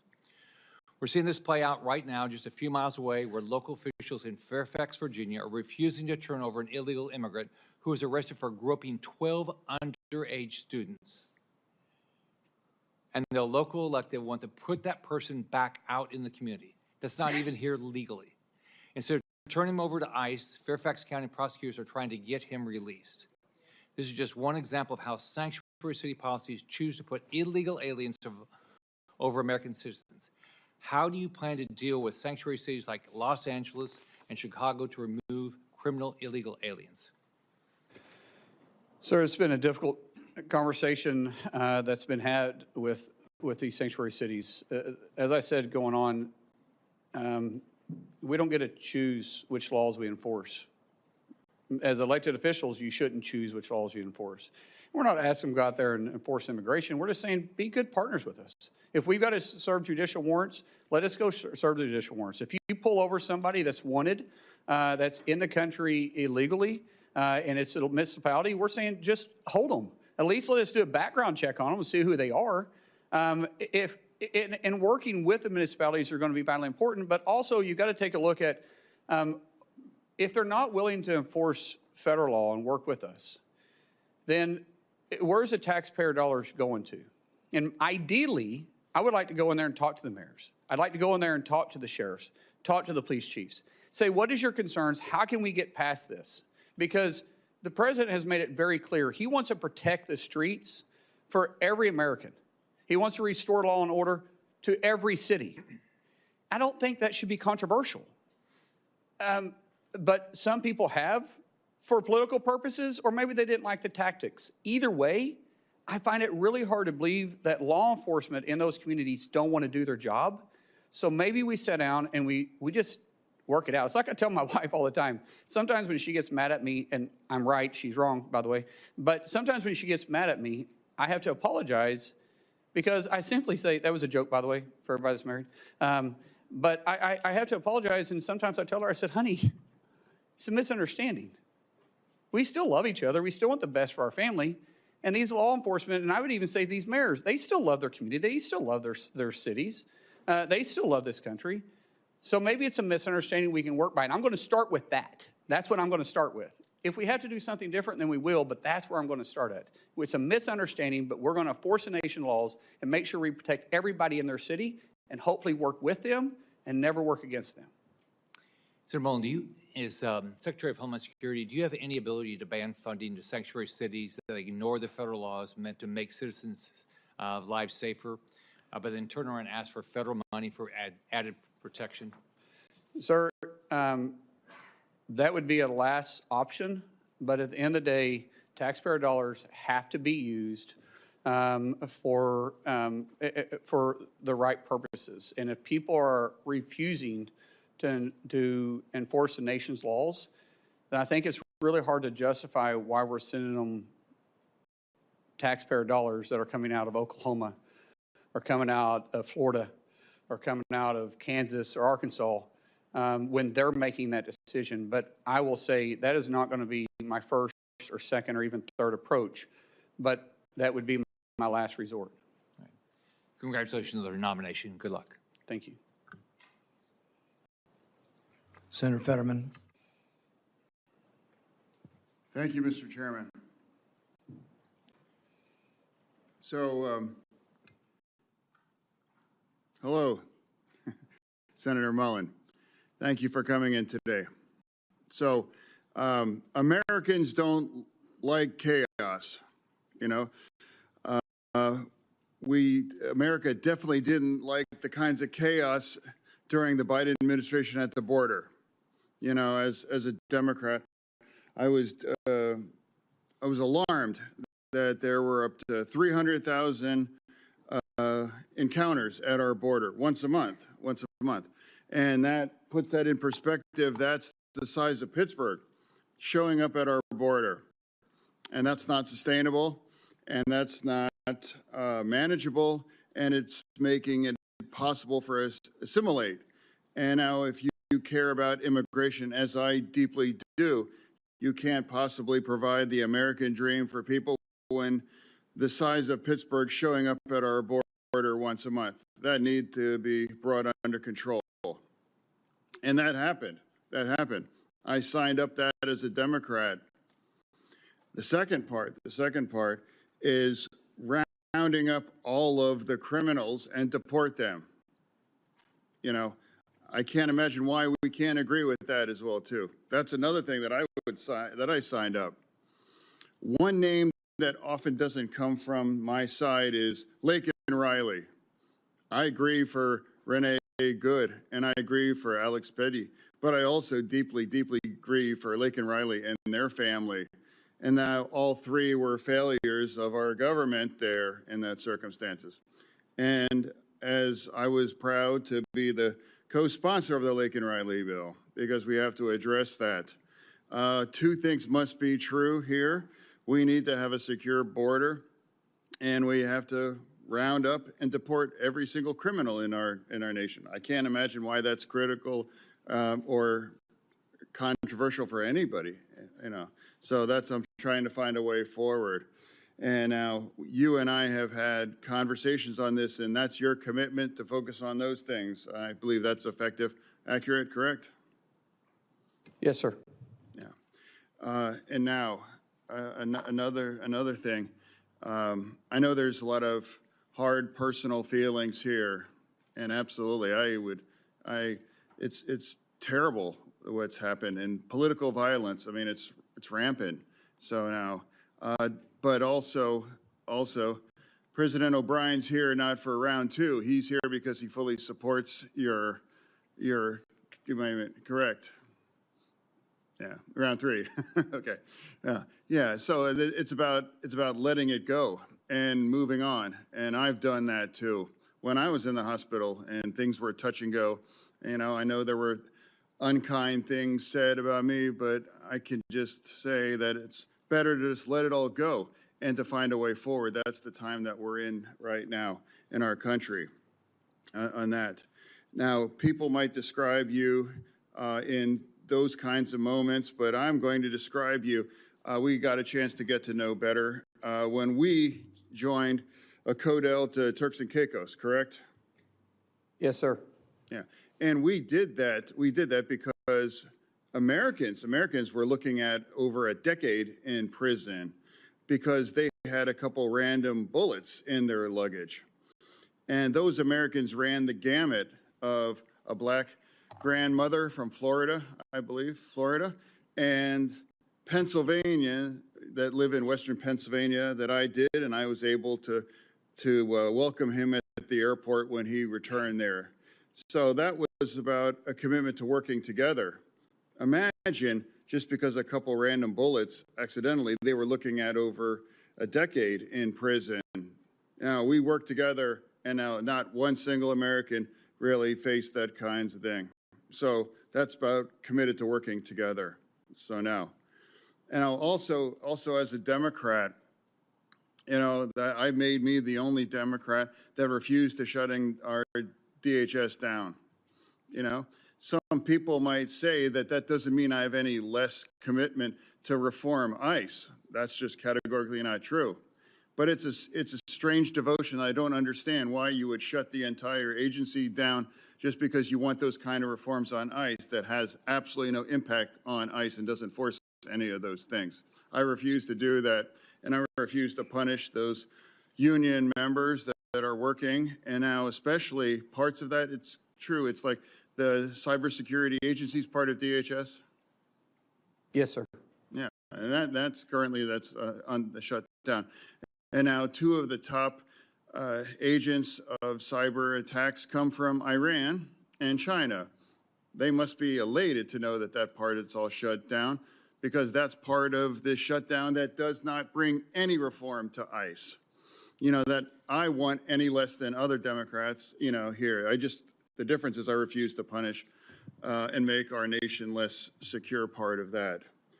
So for me, I came here and I committed to come here with an open mind, and I'm going to continue to do that. And it's not going to be about gotcha moments. For me, it's about just saying my experience with you has been consistent kindness and professionalism. You know, the first time I met, it was you and your wife behind you when I was here at the orientation here in the Senate. And even before you got the call for the big job, you know, we were even discussing about getting together and having dinner as family. So that's an ongoing relationship, because that's also part of the fact here in this town, you got to get along and find a way to work together. And now we have to come at it and just let things go in the past for that. Finding a way forward, that's my responsibility to represent Pennsylvania. And for you, I just want to thank you for showing up. And now I'm going to engage, and I'm going to remain with an open mind throughout all this, as I made to my friend here. And I'm going to do that. So thank you for bringing your family here too. And I look forward to hearing for the rest of my colleagues' views on you. Thank you, Senator. Senator Ernst. Thank you, Mr. Chair. Thank you, Christy, for being here as well. Senator Mullin, I have to say, I'm just going to be blunt, very honest with you. I hope that the president is watching. I am going to say to the president, I am really upset that he has made your nomination. Why? Because I will be losing from the Senate one of the best friends that I have here, truly. But in that same accord, I am so grateful to the president for making your nomination to Department of Homeland Security. So we've had a lot of discussion here. I know, just as Senator Fetterman said, there are a lot of differences and opinions on the politics surrounding DHS. And Senator Fetterman mentioned that he grieves for all of those that we have lost, those protesters. We grieve the loss of young women, young men that we have seen at the hands of those that have migrated illegally into the United States of America. We grieve them all, and I think we can acknowledge that. And it's important that we do that. We're in really trying times right now. And one of the things that I want to focus on right now is the bipartisanship that you have had with so many members in the House, in the Senate, the relationships that you have outside of this body, because I think it's really important, because we get in the political fights all the time, and we're all trying to score points back and forth. Bipartisanship is not very sexy, but I think we need a lot more of it. So Josh Gottheimer was here today. I respect him so much. And the fact that you remain friends today is incredibly important. I noticed you also gave Joe Kennedy a shout out. So I sent him a picture I took of you from the dais. because I know Joe really well as well. There are so many relationships that we have in this body, and I wish more people would see that we have those relationships. We carry them in our hearts. It means we are better people because we open our minds to listen. And to that point, I want to thank you, Mr. O'Brien, for being here as well. Because what started out as a very big difference between you and Mr. O'Brien, you found a way to both of you come together to share thoughts and ideas and turn something really good out of that discourse. And I think more people need to learn how to do that. And so to all my friends sitting here in the dais and those that are watching, is that this is how America works, where we're able to take differences and come together and not just shout at one another, but come together and figure out a way forward. That's what makes this country such an incredibly brilliant country, is that we can recognize those differences. So I want to talk a little bit about a trip that we took last year. So many folks know that you serve on armed services. I serve on armed services. We do congressional delegation visits. And a little over a year ago, or about a year ago, Senator Mullin led a congressional delegation visit into a country that had not been visited by an official delegation trip in 15 years. Along on that trip, I was also there. Chairman Smith was on this trip as well as Democrat Jimmy Panetta of California. We went to Syria. We sat down with the president there, al-Shara, for his first official visit from the United States of America. Now, a lot of people will say, he was a member of Al-Qaeda. What are you doing sitting down with somebody that was a member of Al-Qaeda? It's the same reason we sit down with people that we have differences with, is to find a way forward. So, Senator Mullin, I would like you to talk a little bit about that trip and why you believed it was important that we do that. Thank you. Thank you, Senator. You're right. The president of Syria wasn't really somebody we should have a lot of common ground with. And we actually talked about that. Him and I talked about that. Had a very blunt relationship about it. But the fact is, our world is different. And there's different leaders for different countries and different places. And you have to understand the region and the area they're in. We're not in the business of necessarily picking the leaders, but when we do, hopefully there's a way that we can work it out. And if you remember the president at the time, he said, when I was younger, I was fed a lot of propaganda. And I'm paraphrasing this. He says, but when I was in American prison in Iraq, he started looking at things different. And then he also went on to say, yes, I was affiliated with Al-Qaeda, but it's much like you guys being affiliated with Russia. It was interesting to me knowing how he went through the history. He said, it's much like you guys being affiliated with Russia and China and World War II, and look where you're at today. Sometimes in war, when we're fighting for our country, I left Iraq and came back and fought for Syria because that's my home. We have the most diverse population in the history of the world in Damascus. And I don't want the foreign influence. And after I got out, I realized my fight is for my country, not for this necessarily organization, but for me to get resources, for me to get fighters, for me to be able to fight for my country. And hopefully, even though he said openly, I never planned on being president of the country. I was just wanting to get my home back. I find myself here. And he was very open. He says, I have made mistakes. And I said, I've made mistakes too. And I said, we're not perfect, but if we can work together to be a trust but verified, he says, I want a relationship with the United States. I want to have that relationship. That's not common for somebody with Al-Qaeda ties. That's somebody that says, yes, my past is my past, but I'm looking to the future. And I think we all have past. In past, we can learn from. We learn from successes and failures in our past. But if we can grab the past that we made a mistake on and say, yeah, that's a mistake, I'm not going to make it again, that's a lesson. That's where wisdom comes from. If you can also learn from your successes, then that's also where wisdom comes from, and that's considered someone that has the potential to be a leader. And I would rather work with those leaders like that than to continue to see the civil war that was going on, and in some cases still going on in Syria. Yes, and thank you. And I just use this because my time has expired, just to demonstrate how we all have such significant differences. We can come from different backgrounds, but I've been on a lot of congressional delegation visits, folks, a lot in the 12 years that I've been here. But to watch Senator Mullin lead this delegation and to be able to speak to someone that is far different than we are and bring our countries that closer together, I know that he will do that with every one of us serving in Congress. I know you will represent us very well. You will represent the administration very well. You will make our country safer. So thank you, Senator Mullin. Thank you, Christy, very much for your friendship as well. Thank you, Mr. Chair. Senator Slotkin. Thank you. Thanks for being here. Thanks for our conversation yesterday. I want to just actually add on to what Senator Langford was saying and just focus on the attack we had at a temple that's very close to my heart in Michigan, a place I know well.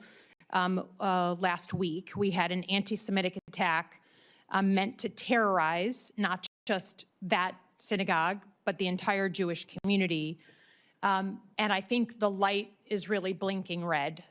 And that is the feeling for the Jewish community. And just as an objective statement, the Jewish community is 10 times more likely to be the victim of a hate crime than all other religious groups combined.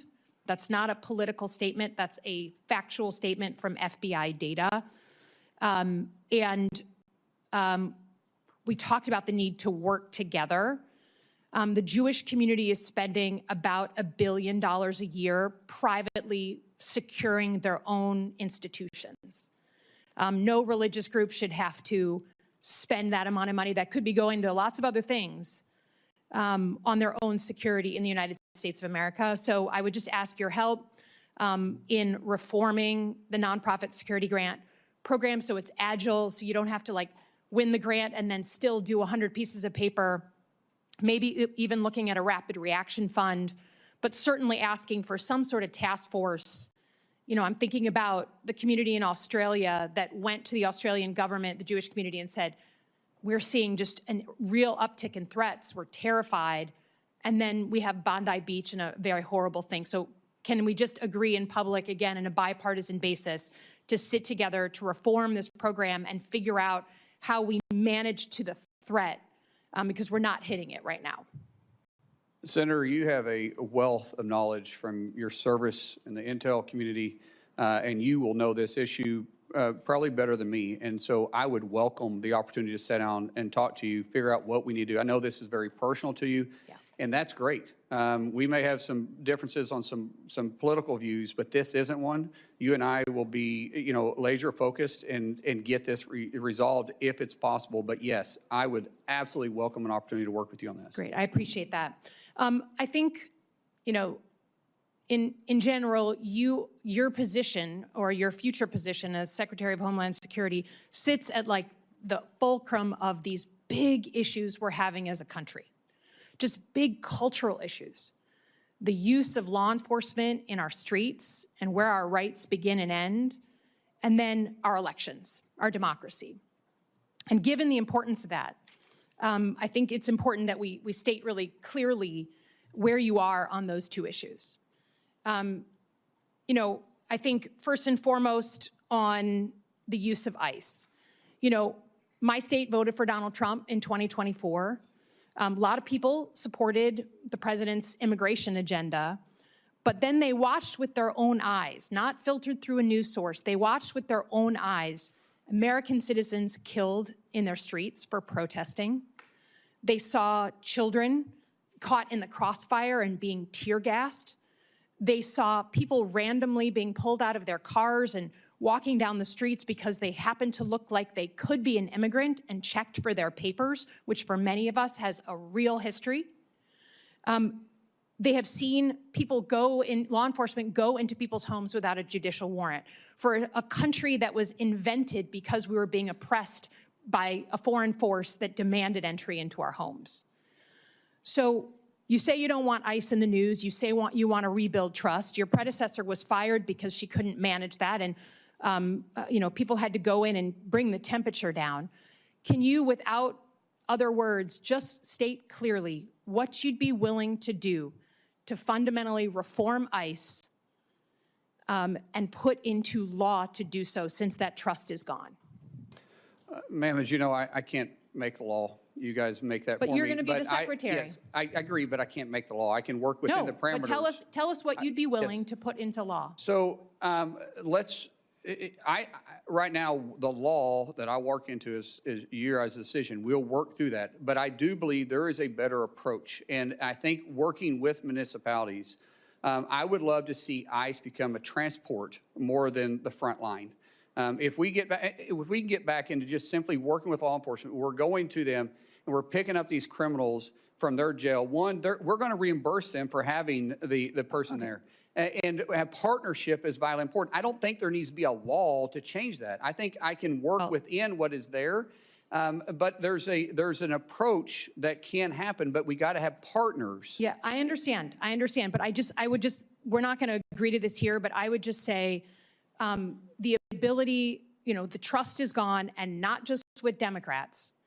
That's why we're here. That's why your predecessor was fired, and there needs to be fundamental reform of this law enforcement agency, and I think that the public writ large is crying out for that. Let me turn to elections. Senator, let me turn to elections. The Department of Homeland Security has the mandate since the Obama era for securing our election infrastructure. That's an important job, and you'll be secretary. The president has continued to say that he won the 2020 election, even though there's been 60 court cases saying the opposite. He has said he wants to federalize the elections. He has said name-check cities, including Detroit. He has said voting machines are inaccurate. He has said in the State of the Union, I was on the Senate floor, paraphrase, that if his side doesn't win in November, then the elections were rigged, which is exactly what he said 8 months before the 2020 election. You have your own history. You did not certify the 2020 election. There are people at the Department of Homeland Security, 3 people specifically, who are well-known election deniers now running election security functions. Who won the 2020 election? Ma'am, we know that President Joe Biden was sworn into office. He was the president for the last 4 years. But I do believe my job as Department of Homeland Security Secretary will be to make sure that we assure that the elections are fair and people can trust them. Does the federal government run the elections process, or do states? It's very clear in the Constitution that the states control state elections, and then there is some federal oversight that's on it, but the federal government can set some standards. So if you're talking about the Save American Act, requiring you, which is within the Constitution, by the way, requiring individuals to be citizens of the United States, I don't think it's too much to ask somebody to prove they're a citizen of the United States. That's not what we're talking about. I'm talking about administering the elections.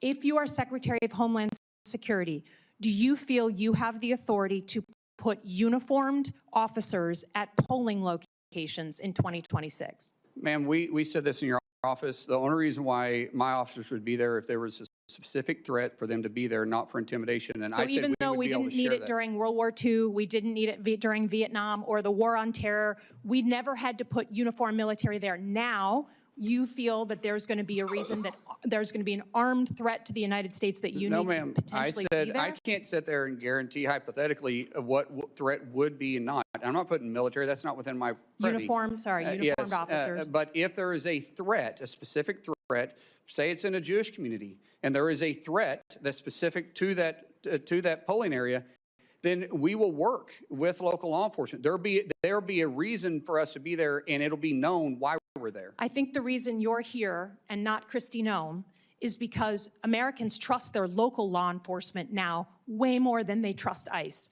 So I would just say, if we ever get to the point where you are being asked to put armed ICE officers at polling locations. We have lost the plot as a country. We have fundamentally lost it. And until I hear someone tell me that this man, President Trump, will actually allow us to have a free and fair election, there is zero trust here, and I cannot trust that he won't try and steal it. Again, I yield back. Senator Moody. Thank you, Mr. Chairman, and congratulations on your nomination. Congratulations to your family. I can't think of a better person at this moment in time to lead such an important agency. Talking about Americans trusting their local law enforcement, I think that is true. I think that's one of the reasons, as the Attorney General in Florida, I worked so closely with our law enforcement, our local law enforcement, to make sure we were triaging our resources and going after really bad people that wanted to harm our community in a way to make our state safer. And part of doing that is we supported them. We made sure that they had resources, they had more the support behind them. They knew that we had their backs. I'm proud that Florida was the first state to have every single county sign up to work with the federal government, because we were dealing with an unprecedented situation following the last administration where you had people working with radicals in that administration to destroy the border, roll out a welcome mat to everyone, and has left our nation reeling from an unprecedented surge of people we don't know who are here, many of which, before they even got here, had committed crimes and have committed crimes since. The way to recover and shore up our communities is to work with, in partnership, local law enforcement who have an expertise in their communities.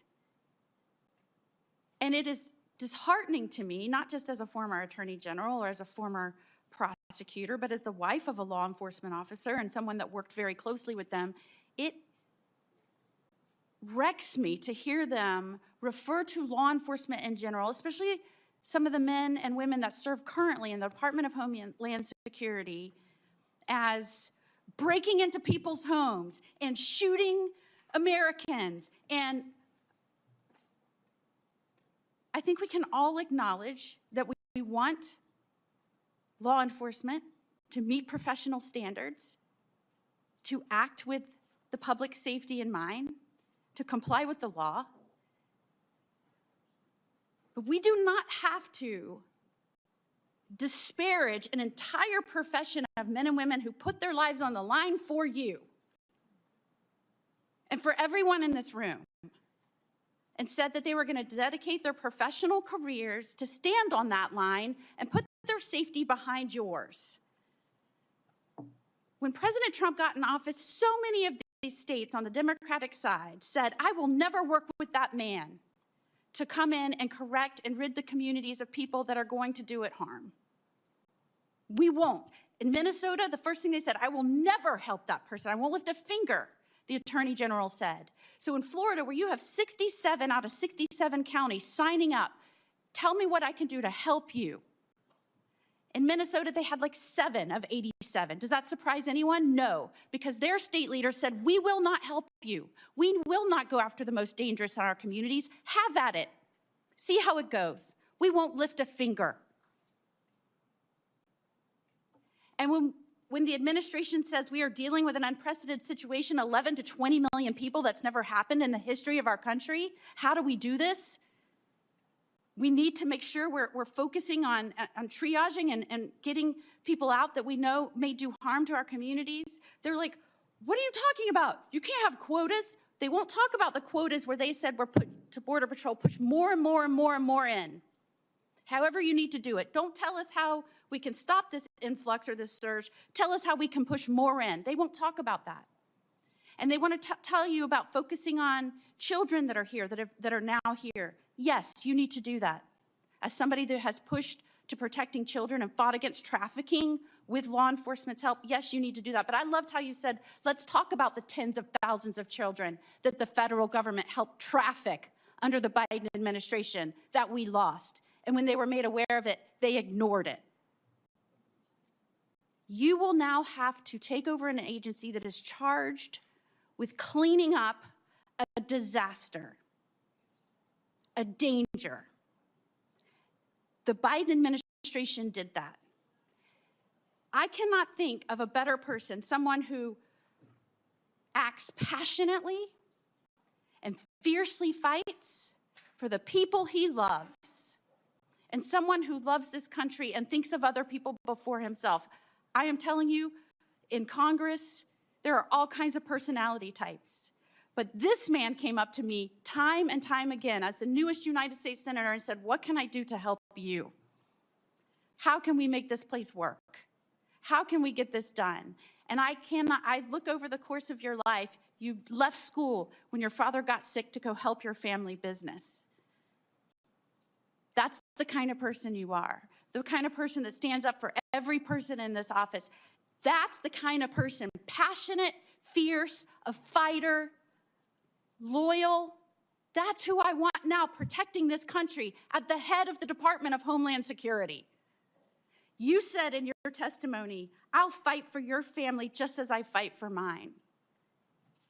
Tell me about that personality trait and how you think that will help the Department of Homeland Security in this unprecedented time where the last administration, the last president of the United States abandoned his role to secure this country. Tell me how you bring the personality and your character traits to this role.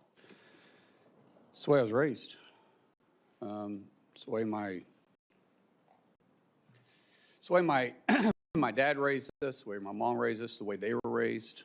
We love this country.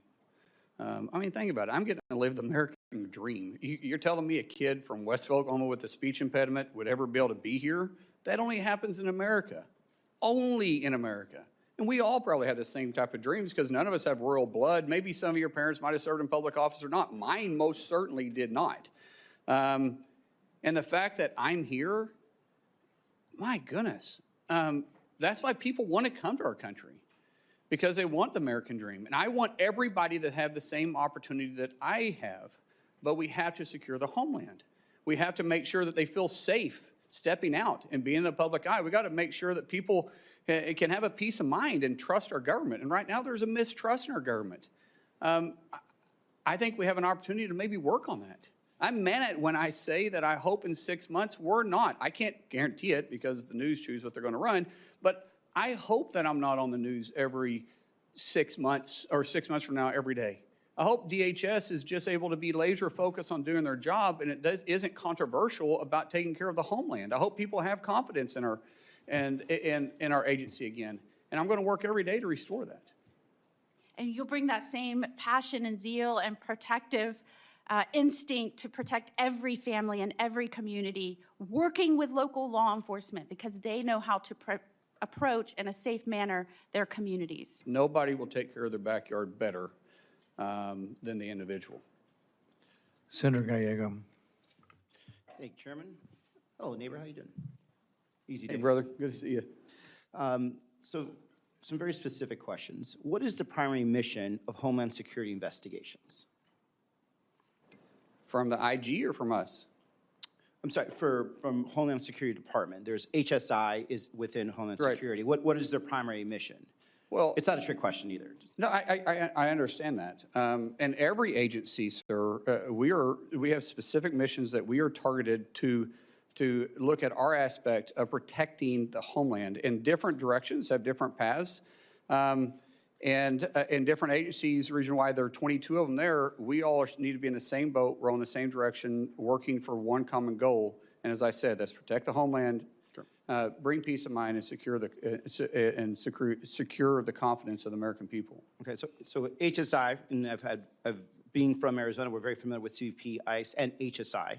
HSI specifically is very important because they specialize in dealing with human trafficking, human smuggling, counterfeit, bank fraud, things of that nature. Actually, I have a lot of friends that have worked for them forever. The reason I bring this up is because there is confirmed reports that the Secretary of Homeland Security has ordered HSI agents, pull them off what I just told you were very important missions, to go to Arizona and investigate the 2020 election results, right? That's a very big concern of mine because these agents should be doing the work they're doing. A lot of them already are, field ICE agents instead of actually doing these long-term investigations. But now they're not even doing the ICE enforcement. They're literally going back and looking into conspiracy theory. So, for my experience and seeing you both on the House and the Senate, do you believe that Joe Biden won Arizona in the 2020 presidential election? The reason I ask is because, again, you're potentially deploying HSI agents to Arizona to check a result using our taxpayer dollars to follow up on a conspiracy theory. Sir, I'm not familiar with what the former secretary did here, and nor am I here to debate what happened in 2020. I do know that there's an opportunity to look at 2020 and make sure that anything that went wrong we can fix moving forward, because what we wanted to make sure is that in the next election, be it the midterms or in 2028, the American people trust our election system. Trust is vitally important. I want to always look at past mistakes and past successes, because I've addressed this multiple times, and I know everybody's busy here, and I know you didn't get to hear me earlier. But Senator, I think we can always do better, and I want to do that. Just like you and I, we've worked on immigration issues before, but because we both know we can do it better. But you're talking about perspective. I'm talking about going back, and the fact that we're using Homeland Security funds, investigators that should be using their time and value more to check onto something that, by the way, had multiple independent audits, even one run by the Senate Republican and Senate State House representatives that passed, accuracy tests, hand counts, 14 court cases that were confirmed that Biden won in my state. And so when I have personal friends that are HSI agents, friends that I know are telling me they are now being diverted from their duties, and what they're doing is they're instead of investigating child sex trafficking, child abusers, drug traffickers, which I don't disagree, we have not been doing the best at, and certainly I think a lot of that was under the Biden administration, did not do that sufficiently. But now instead of it not being done, now we have the opposite, where some of these best trained people are being ordered by somebody within the chain of command of the White House, which I get to quest later, to go investigate this false this false conspiracy theory, right? And like, as much as, for me, a concern of mine, because, I do know you very personally, and we got into work together. I think you're an upstanding guy, and I reject this idea that you're not qualified for this job 100%. But when it comes to something as existential as this, that's when I have to start questioning, like, are you going to be in charge of a department that's going to say, you know what, HSI should not be used for this? As a matter of fact, no one in the Department of Homeland Security should be used to do and investigate an election conspiracy. So that's, what I want to communicate on this is, like, I really urge you just to end the investigation. There's no reason why we need to go really getting back to 2020. There certainly isn't any reason why we should be using these highly trained professionals that should be going after some horrible people to be investigating conspiracy theories that have been litigated multiple times and put them back where they were.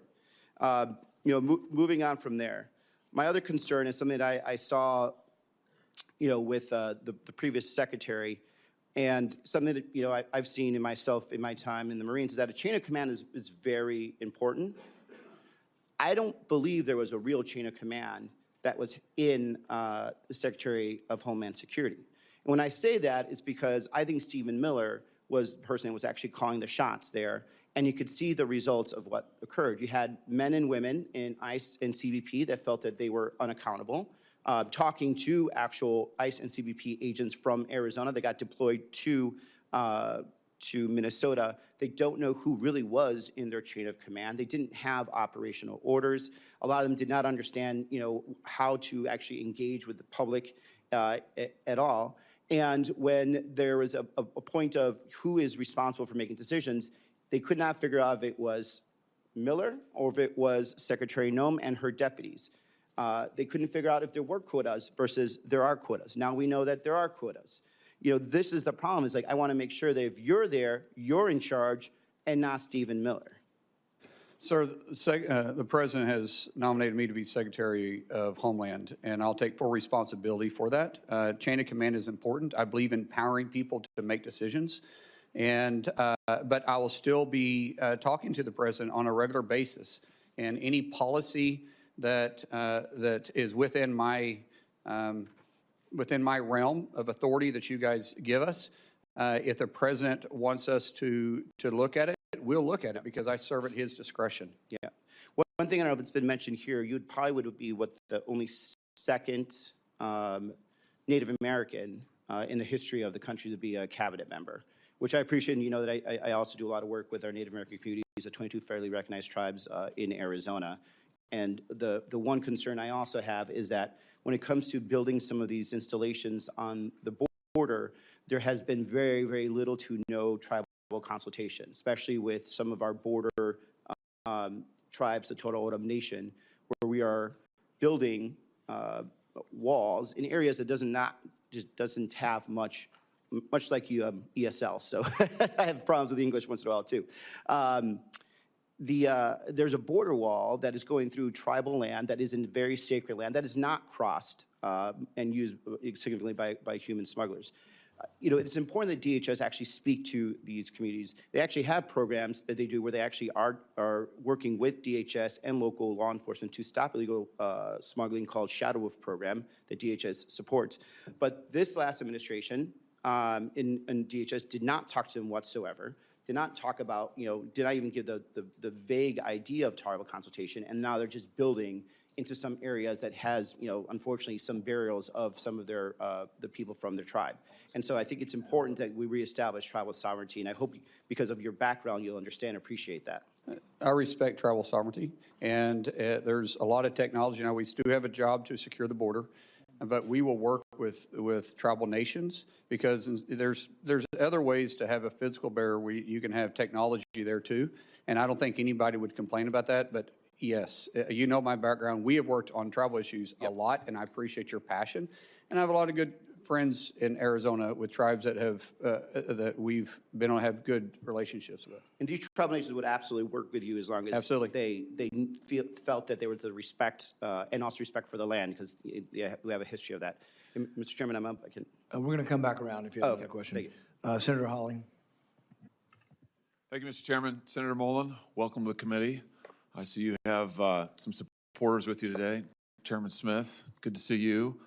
My friend Sean O'Brien is here. I want the record to reflect that my money was always on O'Brien. I just want that noted. I want it noted for the record. Senator Mullin, let me ask you this. In your own words, could you tell us just in capsule form, what is it that DHS, what's the mission of DHS as you understand it, as you would put it, as you would explain it? Quite simply, it's simple: to protect the homeland. Very good. To protect the homeland. Okay, let me ask you this. 10 days ago, there was a shooting at Old Dominion University that left one person dead, 2 people critically injured. The gunman had potential terrorist ties. Is this a good time for the Department of Homeland Security to be shut down and unfunded? It's the worst time, and keep in mind, we just came up a 43-day shutdown, as this is the 3rd time in a year, and it's devastating to the morale of the men and women we have tasked to take care of all of us, all the homeland, regardless if it's a blue state or it's a red state. We have to look at it all the same, and they have that mission mindset, but they don't have the pay to follow it up. A few days before that, 2 individuals attempted to detonate bombs in New York City in a way that would cause mass civilian casualties. Both of those individuals have potential terrorist connections. In light of that, is it a good time for DHS to be shut down? Sir, I think with the current conditions, this is the worst time we could possibly do it. A few days before that, in Austin, Texas, 3 people were fatally shot outside of a bar there when a gunman opened fire in the early hours of a Sunday morning. That gunman also had potential terrorist ties, and yet DHS is shut down.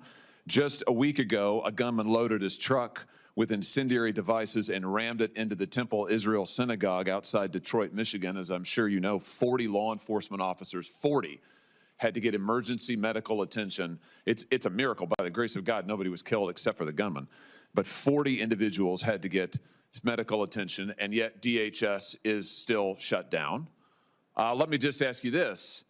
Law enforcement dangers. I think I've got a poster that'll go up behind me here. In the last year alone, we have seen an 8,000% increase in death threats to law enforcement, a 1,300% increase in assaults, a 124% increase in vehicular attacks using a vehicle, against CBP law enforcement.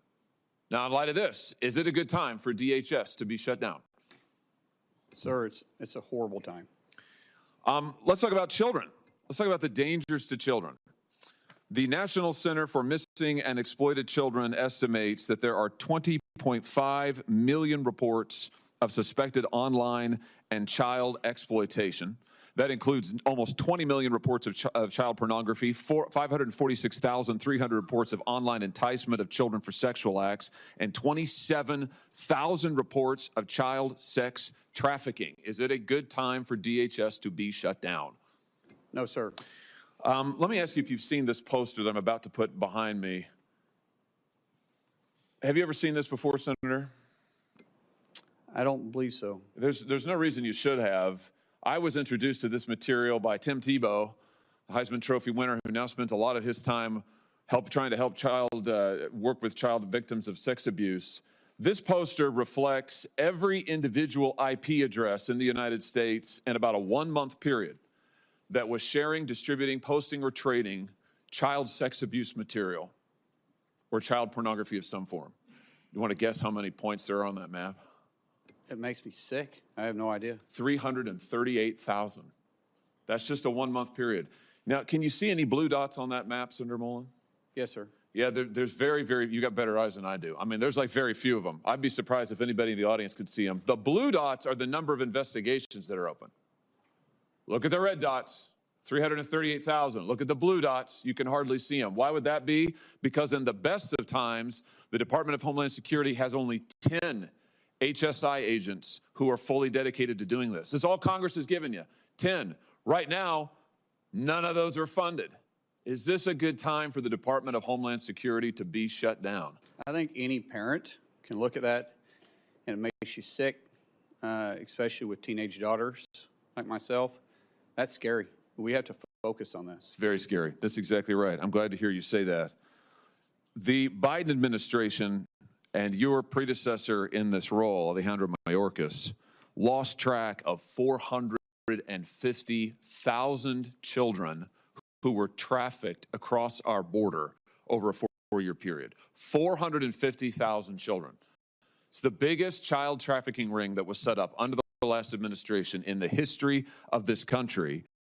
The president has been doing a tremendous job. They found in the last year over 145,000 of them. That leaves almost 300,000 who are still missing. And yet, the Department of Homeland Security is unfunded and shut down. Let me just ask you again, does it seem like a good time for that? No, sir. Let's talk a little bit about the challenges that are being faced by people across the country who are facing natural disasters, as we have in my home state of Missouri. We had major tornadoes rip through Missouri last spring, all across the state, particularly concentrated in the eastern part of the state, the St. Louis area, southeast Missouri. We have thousands of people who are without power, who lost their homes, many who were injured. We have had much disaster aid approved by FEMA, but we're still waiting for some of that aid to get to us. And now FEMA is shut down. So I've got thousands of people in Missouri who are awaiting the aid that the president has approved, by the way, and that FEMA has approved, but that's in the process of coming to the state. I've got probably hundreds of people who are not able to go back to their homes and who are applying for individual assistance that hasn't yet been processed by FEMA. And now they're being told, well, sorry, there's nothing we can do because FEMA's shut down. Does this seem like a good time for DHS and FEMA to be shut down? No, sir. In any airport in the country right now, if you go and look, you will find hours, backups of 4 and 5 hours. You'll find TSA agents. You alluded to this earlier, Senator. Over 10% of TSA agents now are not able to come to the job. Why? Because they make on average $45,000 a year. They can't afford their rent. They can't afford to buy groceries for their kids. They've missed now 2 paychecks. This is endangering the security of our flyers. It's endangering the security of our airports. This is a terrible time for DHS to be shut down. Here's my point. Whether we're talking about children who are missing, whether we're talking about the situation against our law enforcement officers, whether we're talking about the dangers to the homeland, we are involved in a major conflict overseas. This nation's homeland needs to be secured, and yet my friends across the aisle have shut down the Department of Homeland Security. They have defunded every agency we just talked about, and I just want to ask them, how long is it going to take?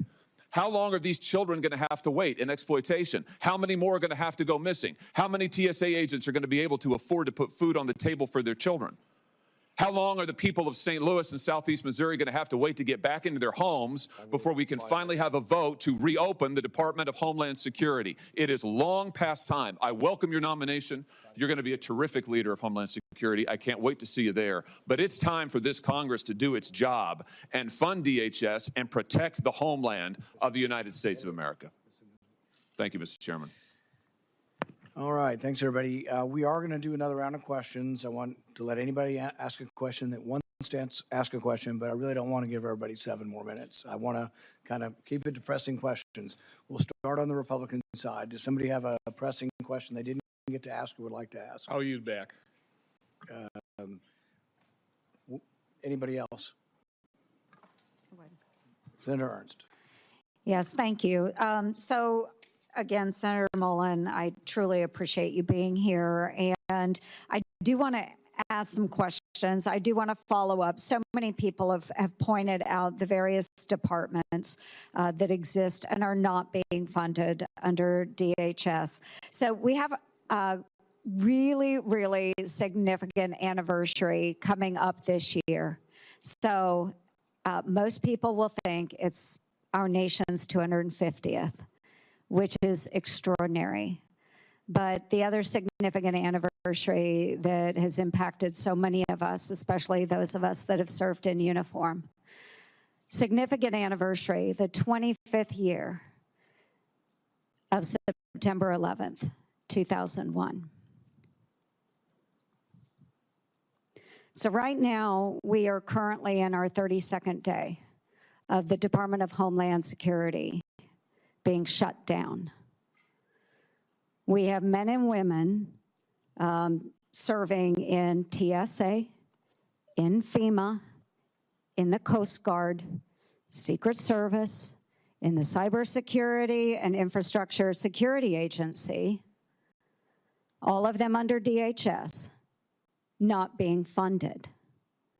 Now, I just heard in the first round of questions, one of my colleagues on the left say, this has nothing to do with ICE. They are funded. If it has nothing to do with ICE, why are we not funding these agencies that protect Americans? Especially as we're coming up on the 25th anniversary of September 11th this fall. It's a significant anniversary. I hope never to repeat it. But the fact of the matter is that there is a greater possibility of September 11th happening all over again because we are not properly funding the men and women that protect our homeland. So I don't want to hear folks say it has nothing to do with ICE, because I do believe when we get into the politics of this, it is about ICE. It is about ICE. So I would love for my friends on the left to acknowledge it's about ICE, but acknowledge that protecting our homeland is much more important than the politics of this. Yes, question. Senator Mullin, do you think it's time to set aside the partisan politics and partisan games and fund DHS as a whole so that the department can be fully functioning to protect Americans, especially as we are approaching this fall, the 25th anniversary on one of the greatest attacks that we have ever seen on our homeland? Yes, Senator.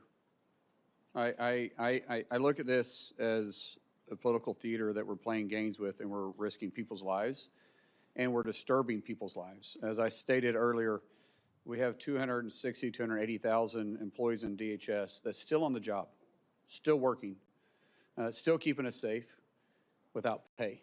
I don't know how in good conscience you could sit there and think that's okay.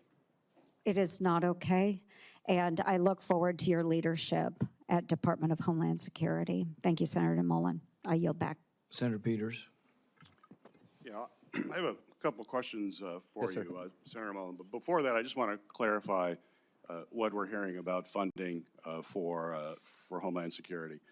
I think the political theater has been on the Republican side, because there is really no debate with any of my Democratic colleagues that we need to fully fund FEMA, that we need to fully fund the Coast Guard, we need to fully fund CISA, to fund all of those other areas. The TSA folks all should be fully funded. But unfortunately, my Republican colleagues who control the floor, you are in the majority, you determine which bills go on the floor and which ones are up for a vote. The way we can do that so we don't have a floor vote is we can go and move by unanimous consent and move a bill and say, is there anybody that objects to this bill? And if they don't object, it immediately is passed. That's the procedure. So folks at home watching this, we have bills that will immediately pass and could pass today. We have put on the floor bills to fully fund TSA. And my Republican colleagues have objected. I heard all this support for TSA today, so I hope you tell your colleagues don't object to the TSA funding bill. Please don't do that. We could pass it today. God, that would be great. But we heard a lot of theater, all this stuff. FEMA, pass it today. Coast Guard, pass it today. CISA, cybersecurity, pass it today. So as the nominee for Homeland Security, I would hope you would tell your colleagues, boy, this is really important. Don't object to the bill that allows us to pay for this. Now, granted, the CBP and ICE are not in there because we are around negotiating about making sure that there are guardrails in place so that local or that federal agents have to abide by the same rules as local police. You know, when I go home and I say that, everybody says, really? They don't have to do that now? I'm like, no. But Republicans are going to hold TSA hostage. They're going to hold Coast Guard hostage. They're going to hold FEMA, CISA. They're going to hold it all hostage because they don't want to give any ground on making sure we just have common sense guidelines. We have a solution for that. Pass the bills for all of these other agencies. Pass them. They can happen today. We've tried for the last 2 weeks, and my Republican colleagues object. Don't object anymore. And then let's focus on trying to come together. And I appreciate your comments about how we come together. Let's come together and figure out how we put common sense guidelines in place for federal agents that are operating in our communities. You've expressed an interest in doing that today, and I take you at your word for that. So let's do that. But let's not make TSA a hostage in this whole thing. Let's pass the bills. We can do it. So I've heard it. I heard HSI funding from one of my colleagues here. I want to be clear, HSI is funded because both CBP and ICE are fully funded because of the big bill that passed last year. So that funding isn't even in jeopardy. What's in jeopardy, we can fix today. All the things that are not being funded, we can fund today. And every single Democrat is for it. There's only one Republican. It only takes one Republican to object, and apparently that keeps happening. I'd talk to that one Republican and say, stop objecting to this. If you truly all believe in that, stop objecting to it. HSI is getting money now because of the big bill. But what's the problem with HSI? And I agree with my colleague with child exploitation. I'm going to be at the top of the list when it comes to making sure we're doing as much as we can to stop that. But unfortunately, this administration has actually transferred all those HSI people to immigration enforcement. They're not even doing what they were supposed to be doing. So I would hope if you are confirmed, you will bring those folks back to their role that my colleague says is so important, which I agree with. But why did the administration send them off to immigration work then? Apparently, the administration doesn't think it's as important as my colleague. And I just want to wrap up here. Questions that we had related to your bio. And the biography is important. And it's important that we fully understand how you're presenting yourself, and if there are any ambiguities, we want to work that out. On March 11th, I sent you a letter asking for information about any activity related to any special assignment, which you talked about here today, that you have been involved in. There was no exception for official travel or any of that. We just asked any of these special assignments that you have talked about.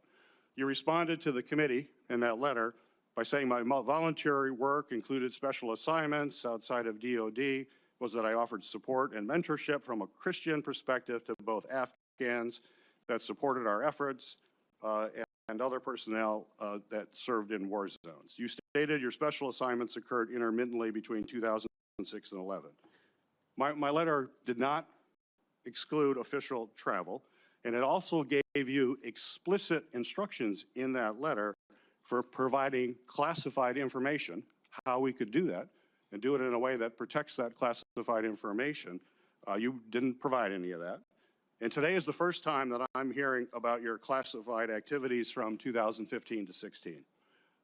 Quite frankly, as we've had these conversations, you have not been forthcoming with me or this committee. The story always seems to evolve, to kind of change. And as you know, candor, honesty, transparency are absolutely critical, particularly at this time to try to build trust as the Secretary of Homeland Security. So we have to clear this up. We feel pretty strongly we have to understand exactly what this is, especially with all your public comments that have raised a lot of questions. We've checked. The SCIF is available. We're going to go in the, we would love to have you come to the SCIF and tell us exactly what you're talking about. I think that'll put my colleagues' mind at peace. Would you be willing to go to the SCIF this afternoon and tell us the classified activities you're talking about? Sir, I think this committee made it very clear with the paperwork they gave me that I do not have to disclose my my official travel. That was part of the documents. And it went over 2 or 3 times. I complied with exactly what the committee said. And there is no statement for, or no area for mission work and mentorship. That was a volunteer basis that I did on my own time. And it was very specific over and over again that you don't have to claim official travel. We want to know what the supposed classified work was. We have real questions about it. I asked the FBI yesterday, I said, and if someone had appeared in any classified document, any document, would that be in this report? And they said, yes. I said, well, I don't see anything for Senator Mullin. Why is that? They said, nothing showed up. We queried the Department of State, the Department of Defense, other intel folks. So you're in no classified document that the federal government has, according to the FBI, and yet you're telling me you did all this classified work. I don't understand how that recognizes. Sir, I didn't say all. I was very clear with what I said. I get what you're trying to get to here, and that's fine, but I complied with everything the document said, and it was official travel, and it was a classified trip. Well, let me just chime in on this. I've agreed this is the fastest hearing anyone's ever had. This will be the fastest vote anyone's ever had, and that's despite my qualms and problems with your nomination.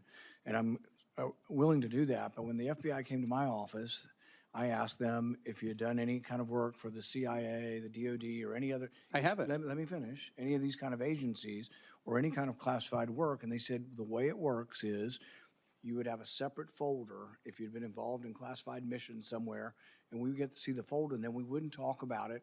We would look at it privately, and we would know what you're referring to. So it's confusing to us because there may have been some papers that said your official trips were excluded. I don't know which ones were and weren't, but you've now mentioned today that you have activities you've done. And so I think it would be easy, and I'm still willing to have the vote tomorrow, but I can cancel the vote tomorrow. I'm still willing to have the vote, get this done, and get it over with.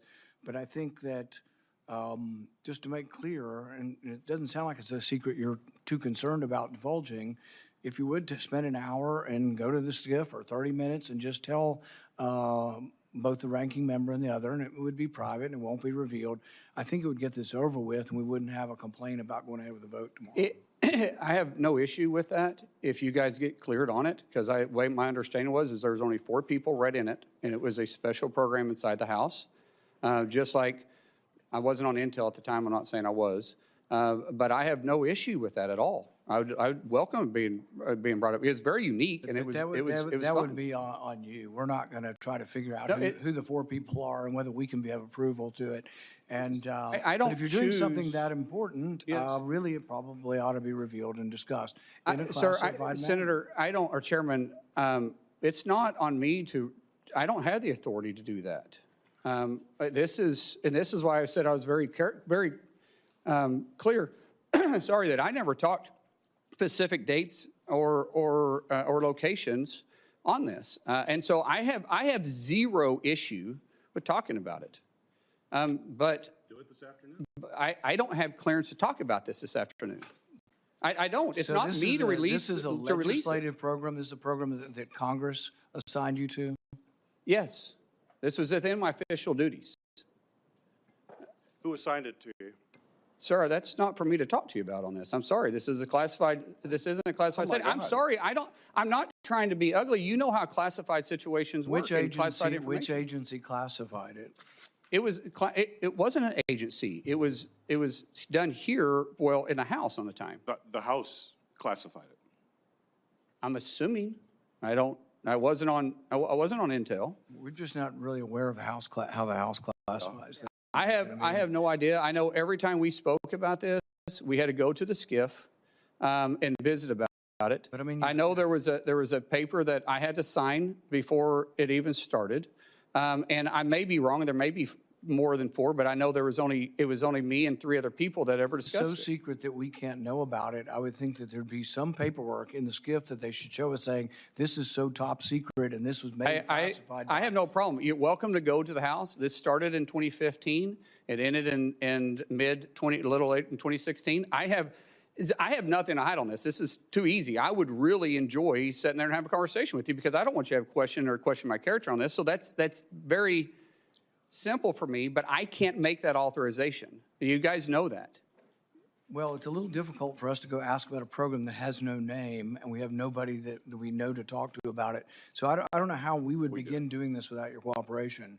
But I'm if you willing do to it, cooperate. I'm willing to hold the vote tomorrow, but you brought this up, that you were on a super secret mission that you can't tell us No, I did not say super secret, sir. I said it was classified. That only 4 Only people 4 people know? Well, no, I only know if there was 4 people. There was maybe more people that understood it, but I know there was only 3 people plus me that was ever in the meeting. And so as far as I'm concerned, only 4 people was read in on this. So you were on the Intel committee? No, not at the time, no, sir. I was on the Intel committee after that. What committee were you on at the time? You got to think about 10 years ago. Energy and Commerce. So it was an energy and commerce top secret effort. Senator, I'm just asking. I know. What I'm getting upset about a little bit here is that your tone that you're saying that in a condescending way. I did what I was asked. I'm trying to find out who we would talk to. Sir, I've told you exactly what happened here. I was not required to disclose this on any official travel. Your documents are very, very clear on that. So I don't know what else you want me to say. You said you can go find out. Go find out. And then when you guys say it's good for me to talk to you, I'll be happy to talk to you about it. I can't talk specifics. If you want to talk about in general ideas, let's go down and talk in the SCIF. I'm okay with that. But I can't get into the necessary specifics or who made the decision to do it. But I can talk in general, and I'll be very, very glad to do that with you. And even Senator Lankford, who I know is on Intel, he can come down with us and visit with us about it. I'm no issues with that at all. Perfectly clear and okay with it. But it's not for me to release this. So if you guys want to do that, we can leave here, go down there and talk about it. Did this mission involve exchange of fire? It wasn't a mission. It was an official travel with specific deals or for specific fact-finding, just like any official travel is, that they wanted clarification on. And so, like I said, be happy to talk to you about it if you guys want to. And it was in a conflict zone? Sir, once again, I'm not talking about specific details or dates because we've revealed that this was a classified situation. Now I'm not going to talk about because anything I've talked about in the past wasn't referencing any of this, but I'm definitely not going to get into it now. It's talking about specific dates or details. We would of this. have no way of exploring this unless you were willing to cooperate on. I don't know, Chairman, I don't know what else you said, what else you want me to do. I said I will go down there and talk about this with you in a skip, but I can't give the specific, all the specific There's no details. reason to think that somehow we're not qualified to look at classified information. And so the thing is we would There have is to know. there is a lot of programs out there, Chairman, that you know is based on a need to know. Right. And maybe you can talk to Senator Lankford about this too. Senator Lankford, would you like to talk about? I'm glad to jump in. This feels, as my mom used to say, a mountain out of a molehill, where he is offered over and over and over again to say, let's get into a classified setting. I just left the worldwide threats hearing where I had to run over to be able to run back there. And meeting with all the folks there, there were several questions that I asked there that they gave me a partial answer and said, I'll give you the rest of this answer in a skiff. And everybody goes, oh, okay, I get that. Because there are some things that are sources, methods, or actions that we're all keenly aware of on this. And I don't know what else he could say at this point other than let's get in the skiff and let's actually talk about this. Why don't we start with that initial meeting and see how that goes? Yeah, we'll have initial meeting. That's what we asked for, Senator. He said he couldn't do that because he wasn't authorized. No, I did say that. I said I can't give you all the details to it because it's not for me to release it, but I can talk to you in general about it, but not in this setting. Yeah, and let's get the information out and be able to talk it through and be able to find out what this is. All of us have been in classified settings before. Let's try to get it done this afternoon so we can. I'm available right after this. So if we're, Senator, or Chairman, if you want to, we can go lead from here and go straight there. Yeah, and let's try to get the hearing finished. So I really want to, let's try no more speeches back and forth on all the ICE stuff if we can. If you kind of just conclude that one, can I come back to you in a minute? Sure. All right. Senator Hassam, let's try to get off of funding ICE and stuff. Let's just try to stick to the nomination for now. I appreciate that, Mr. Chair. I do have to take a moment because during my first round of questions, I discussed the current impasse we find ourselves in over ICE reforms and DHS funding, and I didn't speak clearly, so I just do need to clarify my comments now. ICE already has significant funding right now for the President's budget bill, from the President's budget bill last summer, which provided the agency with several times more money than its annual budget and gave ICE broad discretion about how to use that money. That means that the partial shutdown that we have right now has nothing to do with whether ICE has the usual levels of funding it needs to operate, since the agency already has many times its annual budget. It's about, instead, the need for policy reforms to help ensure that ICE operates using the same kind of standards that state and local law enforcement in New Hampshire and around the country uphold every single day. Now, Senator Fetterman was right earlier when he pointed out that this shutdown is impacting other parts of DHS that handle cybersecurity and transportation security and other critical functions. We need to resolve it right now, and as Senator Peters just described, we have been pushing to do that in the ways that the minority can. We need to reach agreement on ICE policy reforms or by funding the rest of the department while we continue to negotiate on those reforms, something I strongly support, but unfortunately Republicans have blocked. The reforms to ICE are critical. DHS is supposed to be prioritizing the removal of dangerous and violent criminals. Instead, we've seen DHS agents assault and even kill American citizens while wearing masks, seeming without accountability. So now this is the question. Senator, if a masked ICE or other DHS agent kills an American citizen, should local law enforcement be allowed to investigate and hold that agent accountable?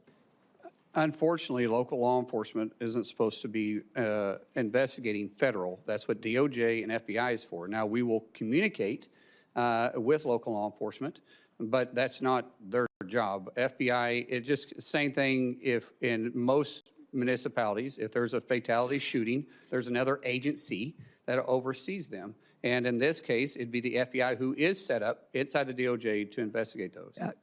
So you've answered no, and your answer would make ICE unaccountable, and that endangers not just the rule of law, but also the security of all Americans. I wanted to get to one other question. During the past year, DHS leadership cut CISA's expert workforce by nearly a third.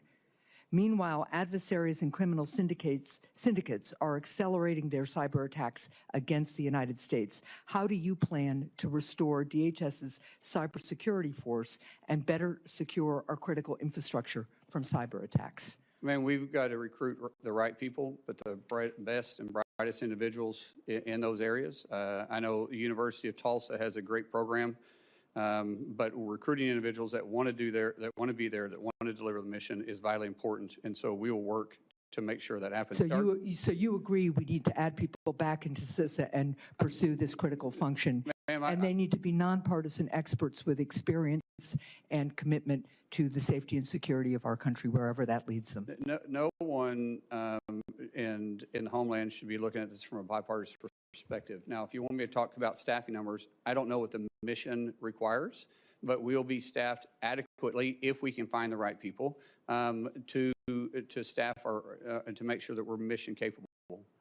Thank you, Mr. Chair. Out of respect for your desire to move things along, I will submit for the record a question on non-intrusive imaging at the border. It's supposed to be ready to do for every vehicle entering the United States, especially to detect fentanyl. And I'd like your answer on that and a couple of other questions as well, but I'll submit those for the record. Thank you. Without objection. Senator Langford. Thank you. We talked before about just trying to get information on time and such. In the transition that happened between the Biden administration and the Trump administration, data fell behind, and it fell really behind. It was one of my complaints that I had with Mayorkas that was sometimes 2 or 3 weeks late on releasing normal data information, just how many encounters were happening at the border, how many arrests, some of those things on it. Last year, it wasn't weeks late, it was months and months and months late on getting data out. DHS has a really good story to tell. There's a lot of good things that are happening there, but my concern is that social media and some of the examples are coming out just to tell the story, and DHS is not able to actually tell the story. And quite frankly, we've asked DHS several times, hey, give us more information, more data on this. One of the things I'd love to know is just, you've been one of us for a long time in this. You know the importance of oversight and what that means on this, to be able to get data to members of Congress and to the American people. And so quite frankly, we can see the story as well. So I'm not asking for a pledge because I already know your heart on that, but want to just be able to open that up on how we can actually get more data and information.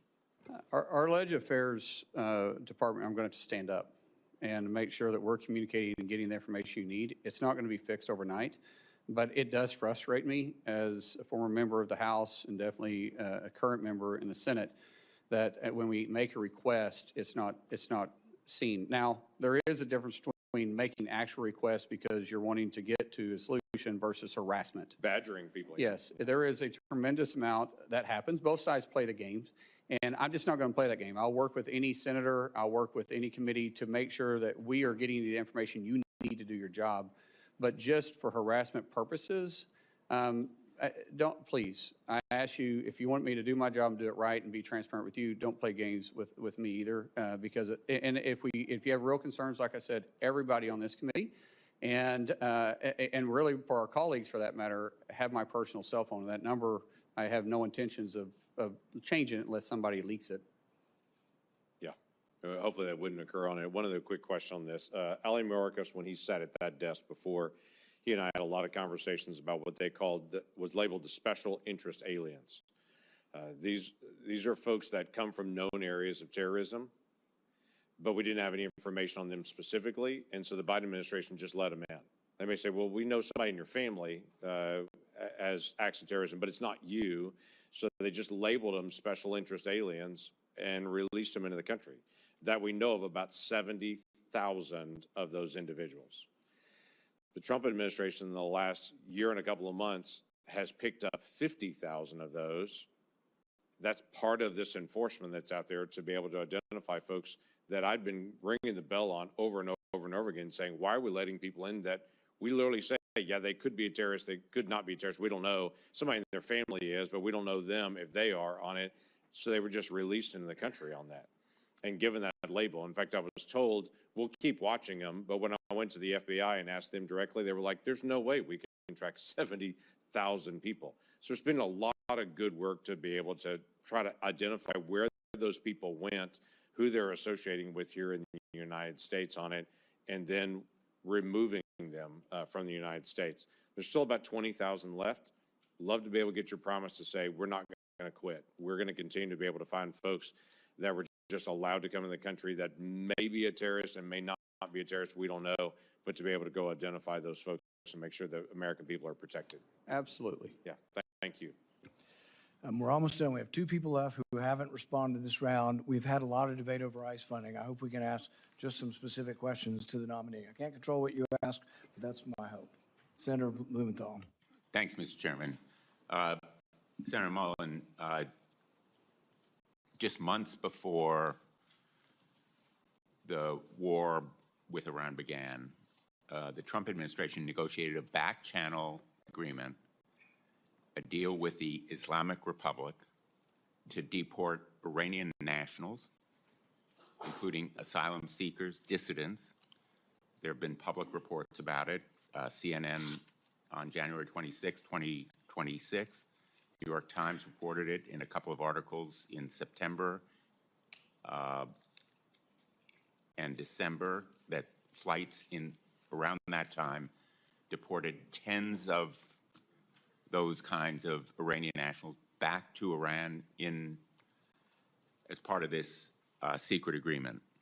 I want to tell you about one husband and wife, Christian converts from Islam, who were sentenced in absentia to 9 and 11-year sentences by the Islamic Republic. They fled to the United States seeking asylum, but they were detained by ICE on arrival. The wife was deported. She managed to take refuge in Turkey. The husband, I'll call him Mr. H, is still here, but he's facing deportation despite showing scars from the beating he received by a government gang. I have both of their declarations. I'd like them to be entered in the record.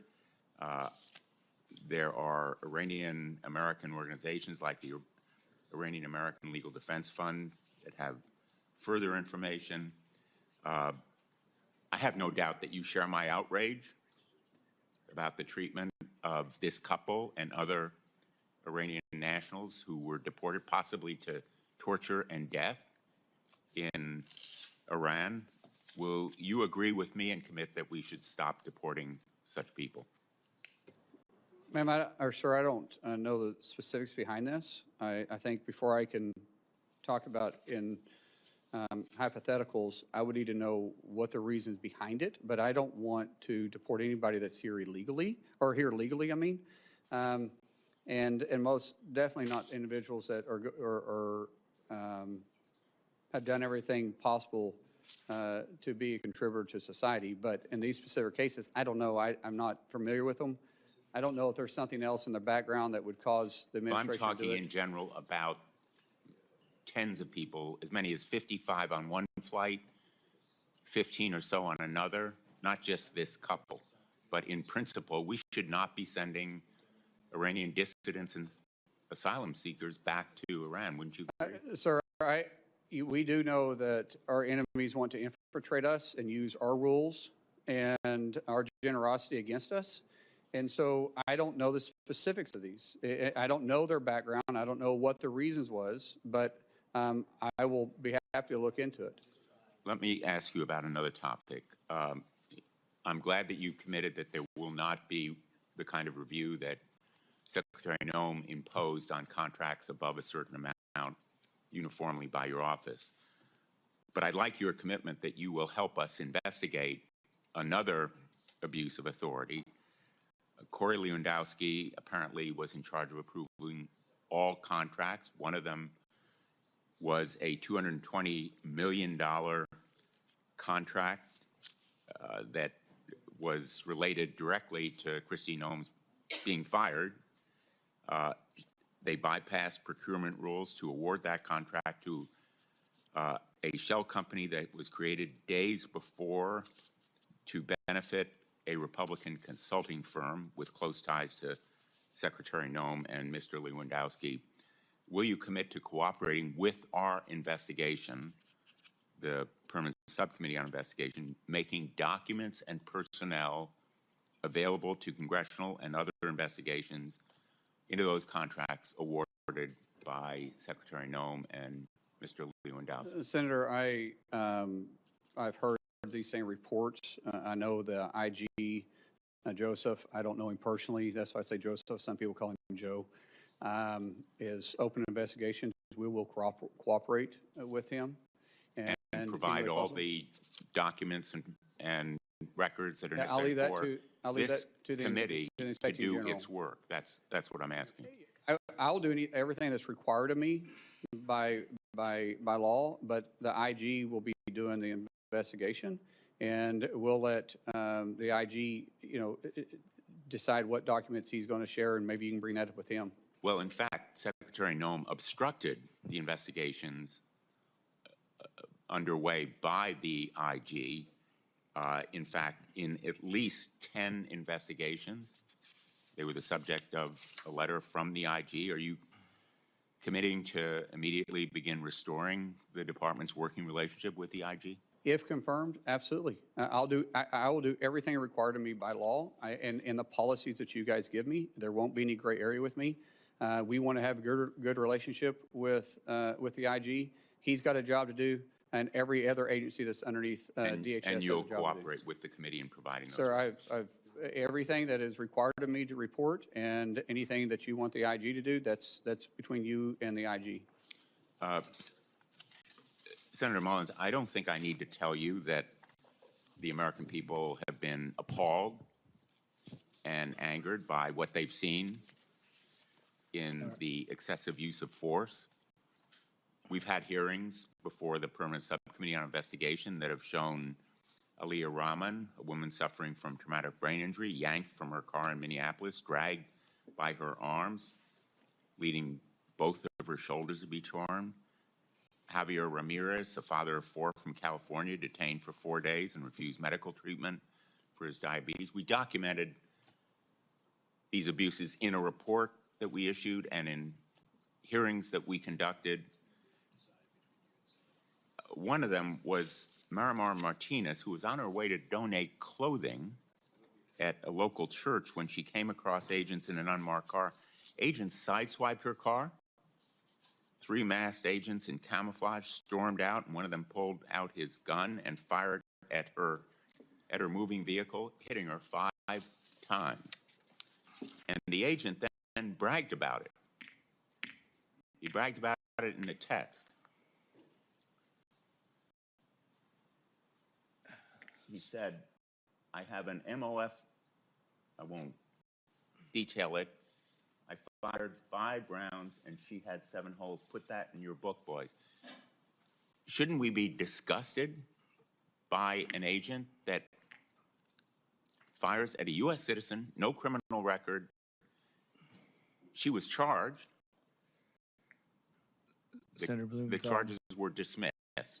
Wouldn't you agree with me that that agent should not be carrying a firearm? I'm not familiar with the investigation, sir, and I don't know if the investigation is completed. As Secretary, I'm sure I'll be briefed on this. All right, time's expired. I know these are important issues, but we just have to move on. We're going to finish up with Senator Kim, then we're going to make a statement that hopefully can be agreeable for a meeting later. Senator Kim. I'll be concise here, Chairman. Senator, there's just a couple last things here. A couple weeks ago, we had a hearing here, and I was engaged with the head of USCIS, and I raised an issue that happened in San Diego of spouses of military members and veterans. They were going in to get interviewed for a green card and were arrested upon their arrival. I just wanted to get your reaction to that. Is that the kind of behavior you think is acceptable?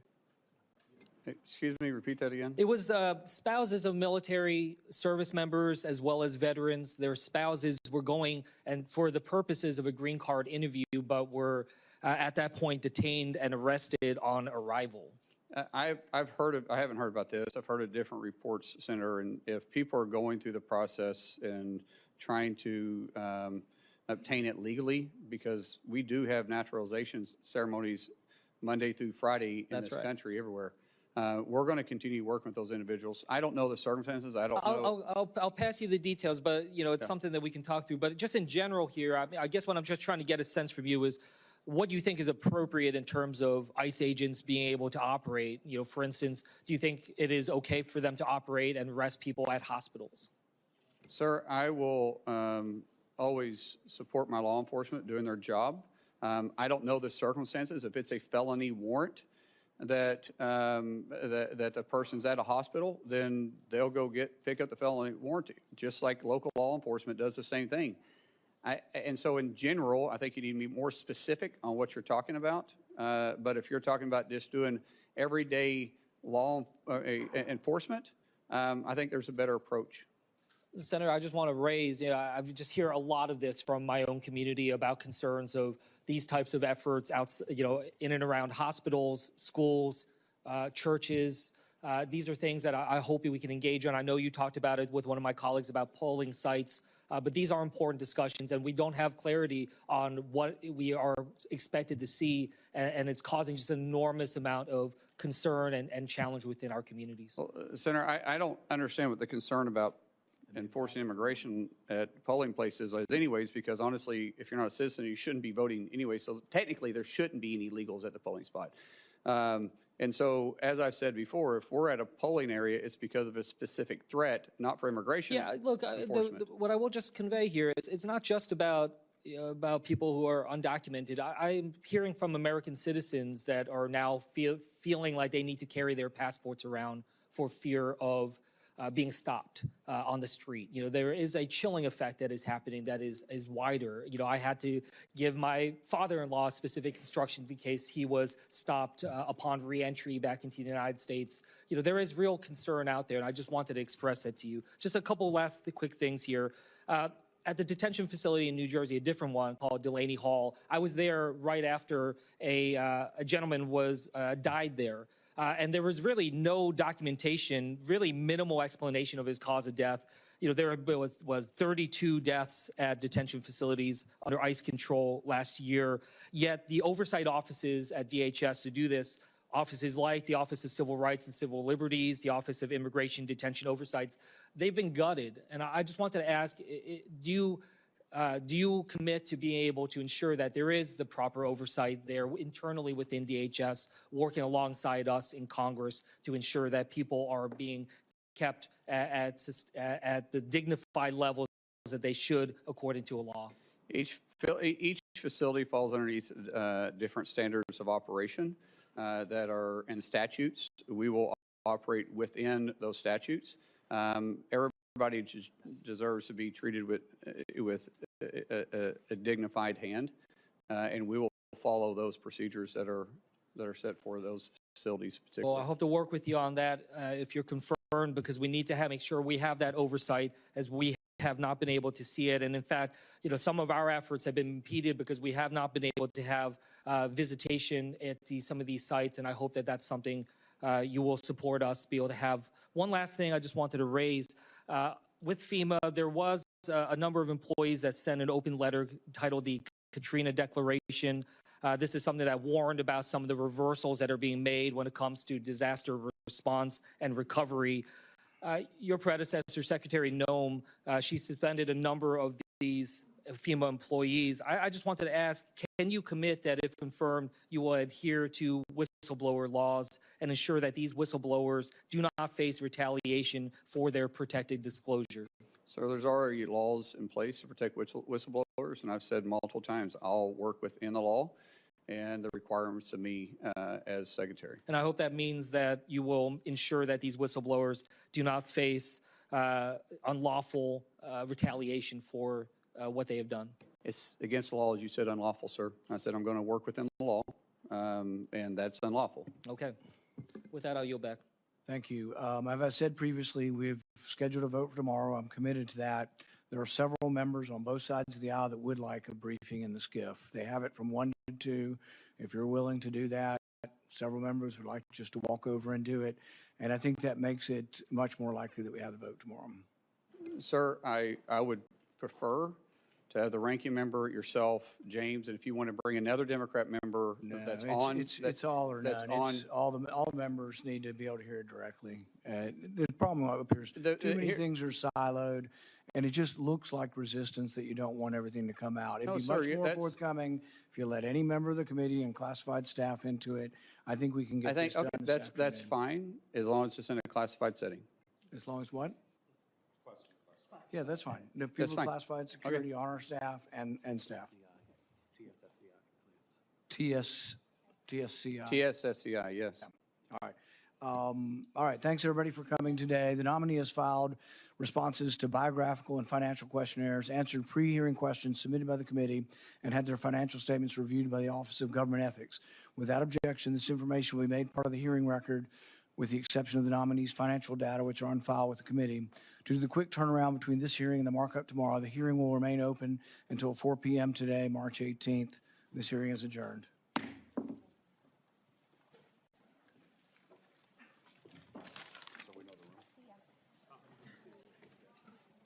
James, conference room 2. Conference room 2.